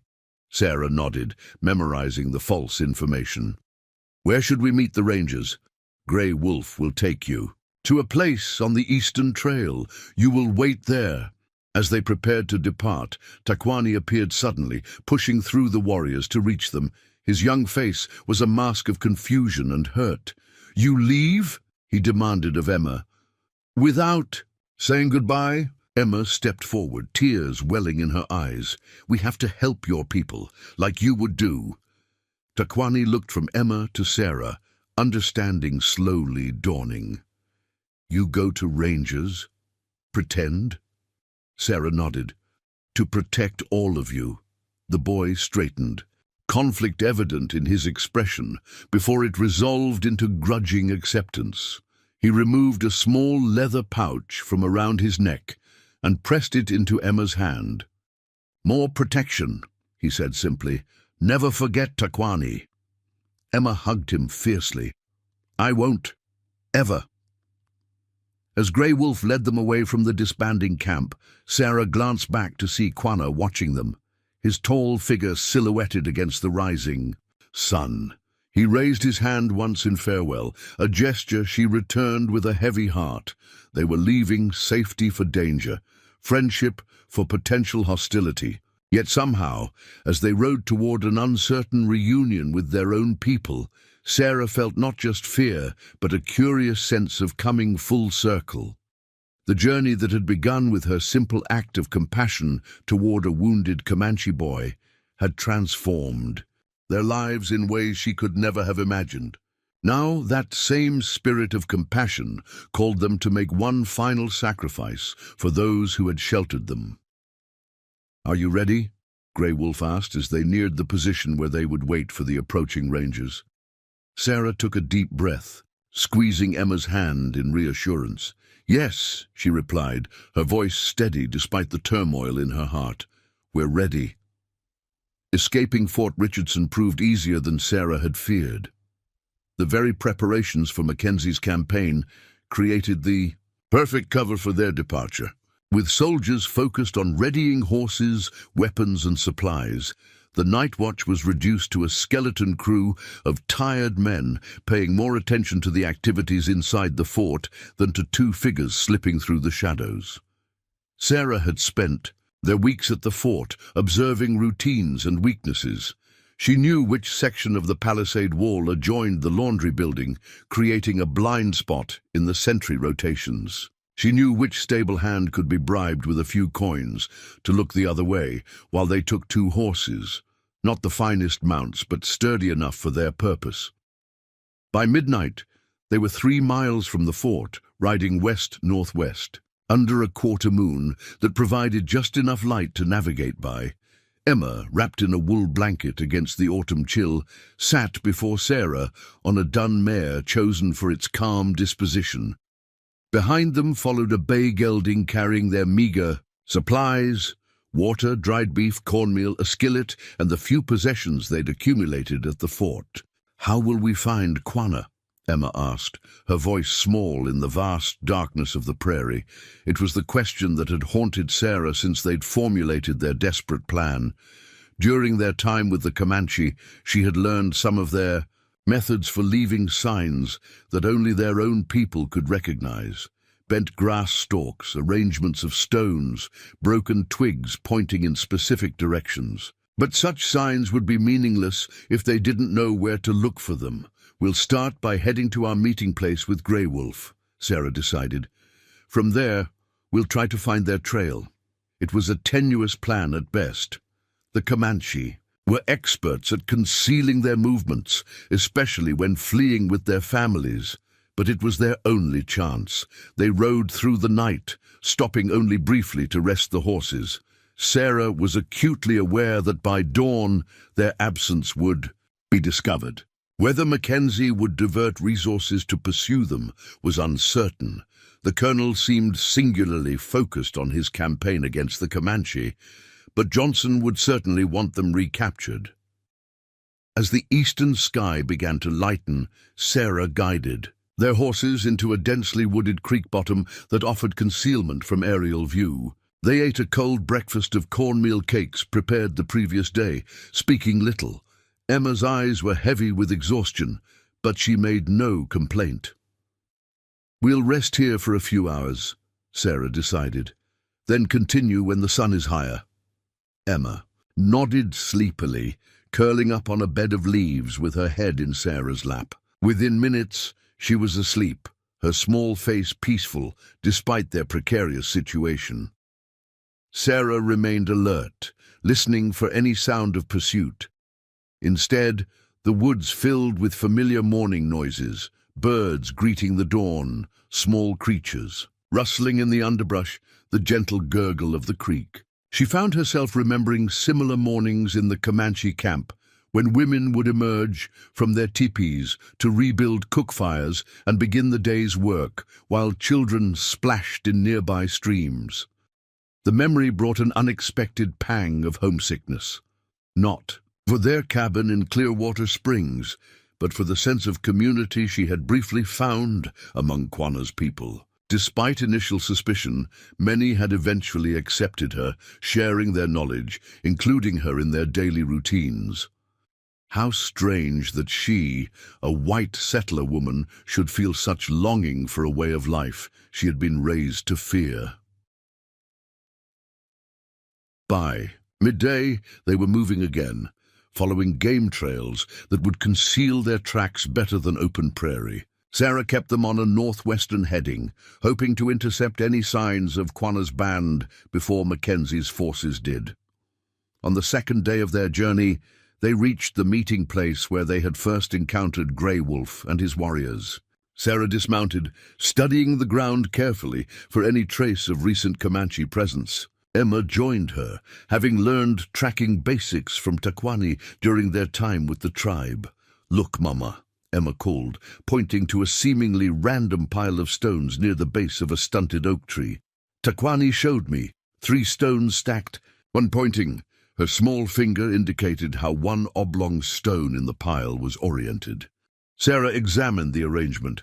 If Emma was right, the stone was pointing southwest, a direction significantly different from both the northwest heading they'd given Mackenzie and the westward path they'd been following. "When did Taquani show you this?" Sarah asked. "When we were gathering berries," Emma replied. "He said his people leave these so others can find them if they get separated." Sarah felt a surge of hope. "Good girl. Let's follow where it points." They altered their course, now moving southwest. Every few miles they would spot another subtle sign. Stones arranged in a particular pattern, a sapling bent in an unnatural direction, markings on a tree that would appear random to the untrained eye, but conveyed meaning to those who knew how to read them. By the third day, Sarah was increasingly confident they were on the right track. The signs were becoming more frequent, suggesting they were drawing closer to their quarry, but time was against them. Mackenzie's cavalry could cover ground much faster than 2 women on horseback. If the colonel had indeed launched his campaign toward Palo Duro, he might already be engaging the Comanche band his scouts had located. As dusk approached, they created a low ridge overlooking a broad, sheltered valley. Sarah reined in her horse, scanning the landscape below. The valley appeared empty at first glance, but her eye caught a wisp of smoke, quickly dispersed by the wind, rising from a cluster of cottonwoods along a distant creek. "There," she whispered, pointing it out to Emma. "Someone's camped in those trees." "Is it Quanah's people?" Emma asked hopefully. "I don't know. We need to approach it carefully." They descended from the ridge, moving with deliberate caution. As they drew nearer to the cottonwood grove, Sarah began to make out signs of a temporary camp, not the full village of Quanah's band, but perhaps a smaller group. When they were within a quarter mile, a mounted figure suddenly materialized from the trees, riding toward them at a gallop. Sarah halted their horses, heart pounding. Had they found friends or enemies? The rider approached to within 50 yards before reining in sharply. In the fading light, Sarah recognized the distinctive silhouette of Grey Wolf. "Sarah Blackwood," he called, his voice carrying clearly across the distance between them. "Why you here?" Relief flooded through Sarah. "We've come to warn Quanah," she called back. "The soldiers are coming. They think they've found his camp near Palo Duro." Grey Wolf spurred his horse closer, suspicion evident in his posture. "You tell soldiers where to find us. Now you come here. Why trust you?" "Because we escaped the fort to bring this warning," Sarah replied earnestly. "The soldiers aren't coming here. They're attacking another band, thinking it's Quanah's. Innocent people will die because of what I told them." Grey Wolf studied them silently for a long moment. Then, apparently making a decision, he gestured for them to follow. "Come, Quanah will want to hear this." He led them into the cottonwood grove, where a small encampment had been established. Sarah counted 8 warriors and 3 women, a scouting party rather than the main band. Among them, to her surprise and Emma's delight, was Taquani. The boy's face lit up with undisguised joy at the sight of them, though he restrained himself from rushing forward, instead waiting for his father's permission. Quanah himself emerged. From the shadows of the trees, his expression guarded but curious. "The woman who walks between two worlds returns," he said by way of greeting. "With news of soldiers," Grey Wolf says. Sarah dismounted, helping Emma down after her. "Yes, they're preparing to attack a Comanche camp near Palo Duro Canyon, believing it to be yours." Interest flickered in Quanah's eyes. "Because you told them we went that way." "Yes," Sarah admitted, "as you instructed. But something's wrong. They claim to have found your camp exactly where I said it would be." Quanah exchanged glances with Grey Wolf. "Not possible. We came southwest as planned." "I know. That's why I had to warn you. They found someone else, another band. They'll attack believing it's you." A murmur ran through the assembled warriors as Grey Wolf translated her words. Quanah's expression darkened. "Yellow Bear's people," he said after a moment. "They summer near Palo Duro. Many children, few warriors." He addressed Sarah directly. "When will soldiers attack?" "They were preparing to march 3 days ago. A forced march could put them there by tomorrow." Quanah turned to his warriors, issuing rapid commands in Comanche. The camp exploded into activity, men rushing to ready, horses and weapons. "We ride to warn Yellow Bear," Quanah explained to Sarah. "Maybe not too late." "We'll come with you," Sarah said immediately. Quanah shook his head. "Too dangerous. You stay here with women. Rest." "No," Sarah insisted. "This is happening because of what I told the soldiers. I need to help make it right." Quanah studied her with new respect. "Brave woman. But what of your child?" Emma stepped forward before Sarah could answer. "I can ride as well as any Comanche child," she declared, with the confident exaggeration of youth. "Takwani taught me." A rare smile touched Quanah's lips. "So he did." He considered for a moment. "You both come, but stay with Takwani at the rear. If fighting starts, you run. Understand?" Sarah nodded, knowing this was the best compromise they'd receive. "We understand." They rode through the night, Quanah setting a punishing pace that tested even his hardened warriors. Sarah and Emma kept up, driven by the urgency of their mission and the knowledge that lives hung in the balance. Takwani rode beside them, occasionally signing encouragement when Emma began to droop with exhaustion. Dawn found them approaching the rugged formations that marked the entrance to Palo Duro Canyon. Quanah called a halt, sending scouts ahead to locate Yellow Bear's camp and any sign of the approaching soldiers. "They'll be coming from the east," Sarah told him, indicating the likely approach route Mackenzie would take based on what she'd overheard at the fort. Quanah nodded, dispatching additional scouts in that direction. While they waited for reports, he allowed the party a brief rest, their horses blowing hard from the night's exertion. Sarah accepted a water skin from one of the Comanche women, taking a small sip before passing it to Emma.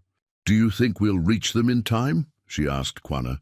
"If soldiers march on foot with wagons, yes. If only cavalry, harder to say." His expression was grim. "Yellow Bear is old, peaceful. His band trades with white settlements sometimes. They will not expect an attack." The scouts returned within the hour, bringing troubling news. Yellow Bear's camp had been located within the canyon, a large encampment of perhaps 50 teepees. But more urgently, dust clouds to the east suggested a large force approaching rapidly. "Mackenzie," Sarah confirmed after hearing the description. "Moving faster than we anticipated." Quanah issued swift orders. Half his warriors would ride directly to Yellow Bear's camp to organize an evacuation. The others, including Quanah himself, would attempt to delay the cavalry's advance. "What about us?" Sarah asked, dreading the answer, but knowing she couldn't. "Remain idle," Quanah considered.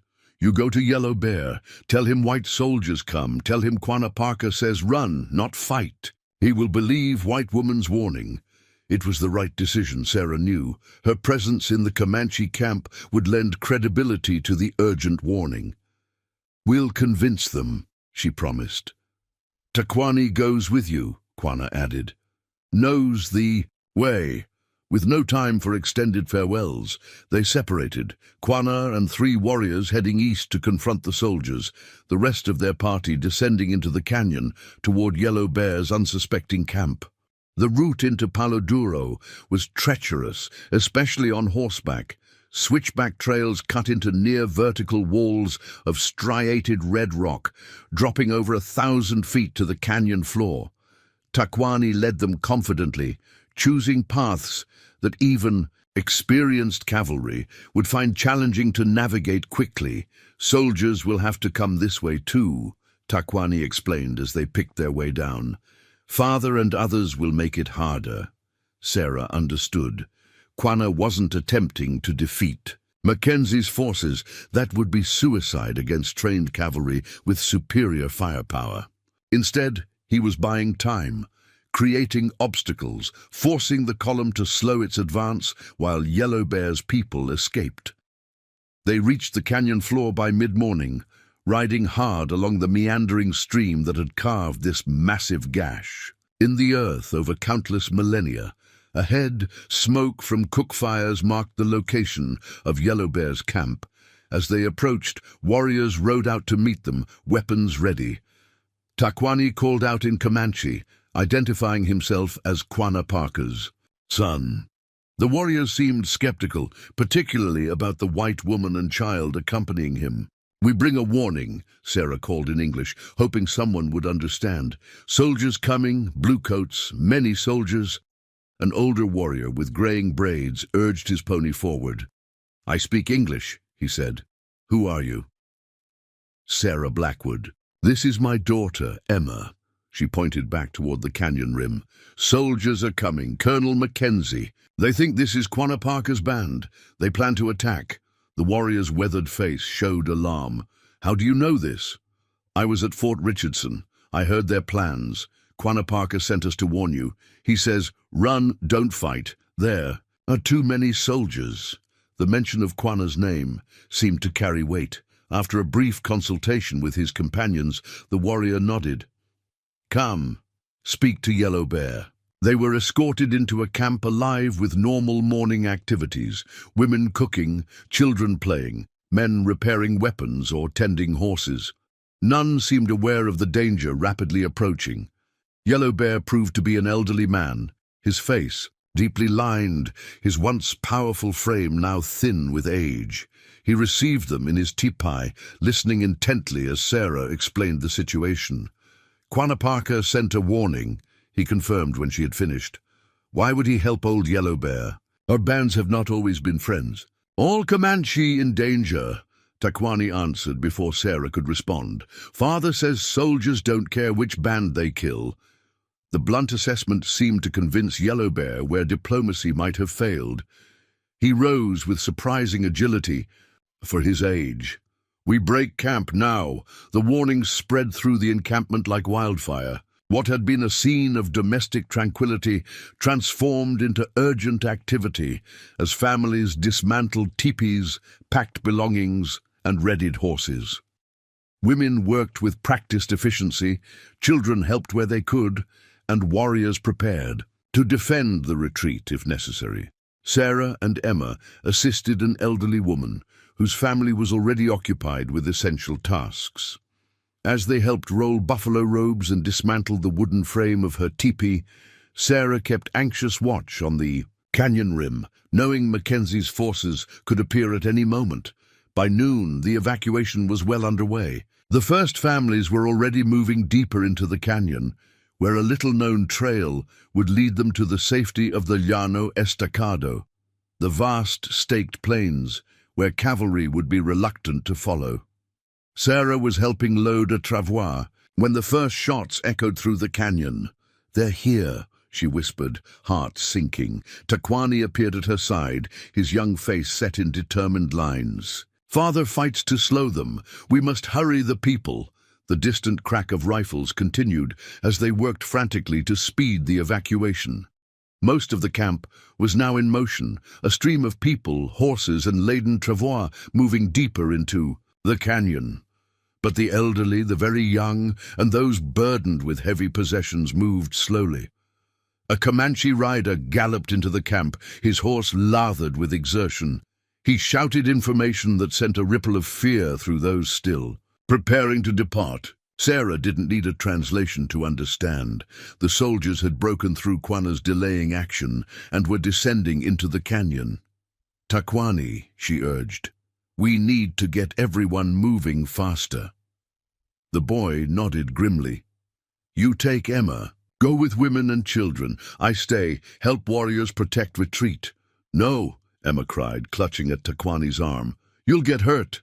A complex mixture of emotions crossed the boy's face: pride, fear, determination, and something softer as he looked at Emma.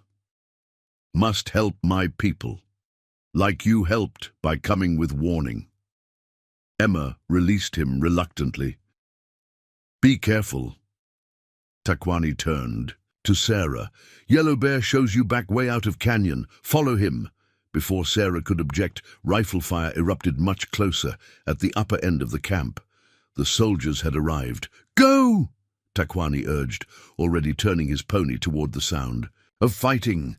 Sarah grabbed Emma's hand, pulling her toward the stream of people fleeing deeper into the canyon. Behind them, warriors were mounting a defense, buying precious minutes for their families to escape. As they ran, Sarah glimpsed blue uniforms on the ridge behind them, cavalry soldiers dismounting to fire into the camp. She saw Quanah's distinctive silhouette as he led a charge against one flank of the army line, drawing fire away from the escaping families. Yellow Bear appeared beside them, mounted on a sturdy pony. "This way," he directed, pointing toward a nearly invisible trail that ascended the canyon wall. "Women and children first." They joined the line of evacuees climbing the treacherous path. Sarah helped Emma navigate the steepest sections, all the while glancing back at the battle unfolding below. Mackenzie's forces had established a skirmish line, their disciplined volleys contrasting with the more mobile, hit-and-run tactics of the Comanche warriors. From their elevated position, Sarah could see that the defense was working. Over 3/4 of the camp's inhabitants were now on the escape route. But she could also see that the warriors, including Takwani and Quanah, were being gradually forced back by superior numbers and firepower. "Will they be able to follow us?" she asked Yellow Bear, who was helping an elderly couple ascend the trail. Duck. Old Chief's face was solemn. "Some, not all." The implication hit Sarah hard. Men were dying below so that others might live. A sacrifice she had set in motion with her warning, yet one that was saving far more lives than it cost. When they reached the canyon rim, Sarah turned for one last look at the battle. The scene below was chaos. Soldiers advancing through the half-dismantled camp, warriors making strategic retreats, smoke rising from tipis that had been set ablaze. In the midst of it all, she thought she could still make out Quanah's commanding figure, directing his fighters with remarkable calm. "Come," Yellow Bear urged. "Long journey ahead, many miles before safe." Sarah nodded, taking Emma's hand again. The girl was exhausted but moving with determination, her eyes occasionally straying back to the canyon they were leaving behind. "Will Takwani find us?" she asked softly. Sarah wished she could offer certainty. "He'll try, sweetheart. Quanah, too. They're very resourceful." They traveled through the remainder of the day and into the night, following Yellow Bear's lead across the high plains. The elderly chief pushed them relentlessly, knowing that pursuit was likely once Mackenzie realized most of the band had escaped. By dawn, they had joined other scattered groups of survivors, forming a ragged column heading toward a distant range of hills where, Yellow Bear explained, they would rendezvous with allied bands for protection. As the sun climbed higher, Sarah noticed riders approaching from behind. The column tensed, warriors moving to defensive positions, women urging children to hurry ahead. But as the riders drew nearer, shouts of recognition spread through the group. "Quanah!" someone called. "Quanah comes!" Sarah turned to see a group of perhaps 20 warriors approaching. their horses weary, but their postures unbowed. At their head rode Quanah Parker, his face streaked with the grime of battle, but his eyes alert as he scanned the column of refugees. And riding beside him, his young face split in a triumphant grin, was Takwani. Emma let out a cry of joy and broke from Sarah's grasp, running back along the trail toward the approaching riders. Sarah followed quickly, her own relief tempered by awareness of how many warriors were not returning. Quanah reined in his horse as they approached, inclining his head in greeting. "Sarah Blackwood, your warning saved many lives." "Not all," Sarah replied soberly, noting the significantly reduced number of warriors. "War always takes lives," Quanah acknowledged. "But without you, Yellow Bear's people would have been slaughtered in their sleep. Many women, children are alive because of your courage." Takwani had dismounted to receive Emma's enthusiastic hug. "We fought the Bluecoats," he told her proudly, "made them pay for each step." "Mackenzie will follow," Sarah predicted, thinking.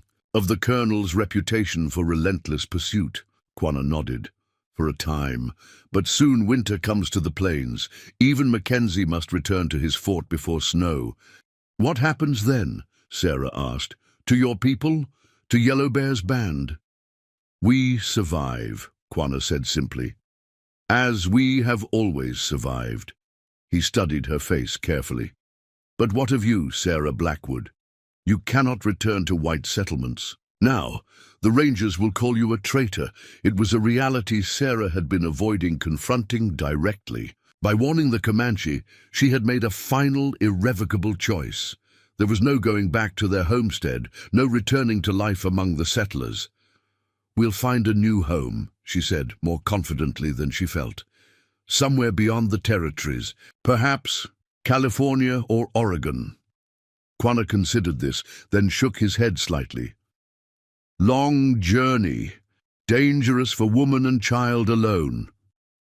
He gestured to his warriors, to the refugee column stretching ahead of them. "You have another choice. Stay with us. Become people." The offer stunned Sarah. "Would you accept us permanently after everything?" "You saved my son," Quanah reminded her. "Now you have saved many more of our people. Some would call you an enemy because of your white skin, but actions speak louder than blood." He glanced at Emma, still chattering excitedly with Takwani. "And your daughter already has a Comanche heart." Sarah followed his gaze, seeing the easy companionship between the children, one fair-haired and blue-eyed, one dark and solemn, yet communicating with the unspoken understanding of true friends. "It won't be easy," she said, thinking aloud. "Learning all your ways, being accepted, nothing worth having comes easily," Quanah replied. "But you have already begun the journey. Why turn back now?" As the column resumed its march toward the distant hills, Sarah walked beside Quanah's horse, Emma and Takwani running ahead with the other children. The decision she faced wasn't simple. Embracing a new culture, leaving behind everything familiar, raising her daughter in a world very different from the one she had known. Yet, as she watched Emma's confident movements, heard her laughter mingling with Takwani's as they invented some new game, Sarah realized her daughter had already made the transition she herself still hesitated to embrace fully. "Long ago," Quanah said as they walked, "my mother faced a similar choice. Nadua, Cynthia Ann Parker, was taken from her white family as a child. She became Comanche in her heart. When the Rangers took her back to the white world, she never stopped longing to return to us." He met Sarah's eyes directly. "Your path is opposite, but the choice is the same. Where does your heart belong?" Sarah thought of their cabin near Clearwater Springs, of the life she and Thomas had built there. She thought of the suspicious glances from settlers after she had helped Takwani, the threatening presence of Johnson, the narrow definitions of loyalty and belonging that had ultimately forced them to flee.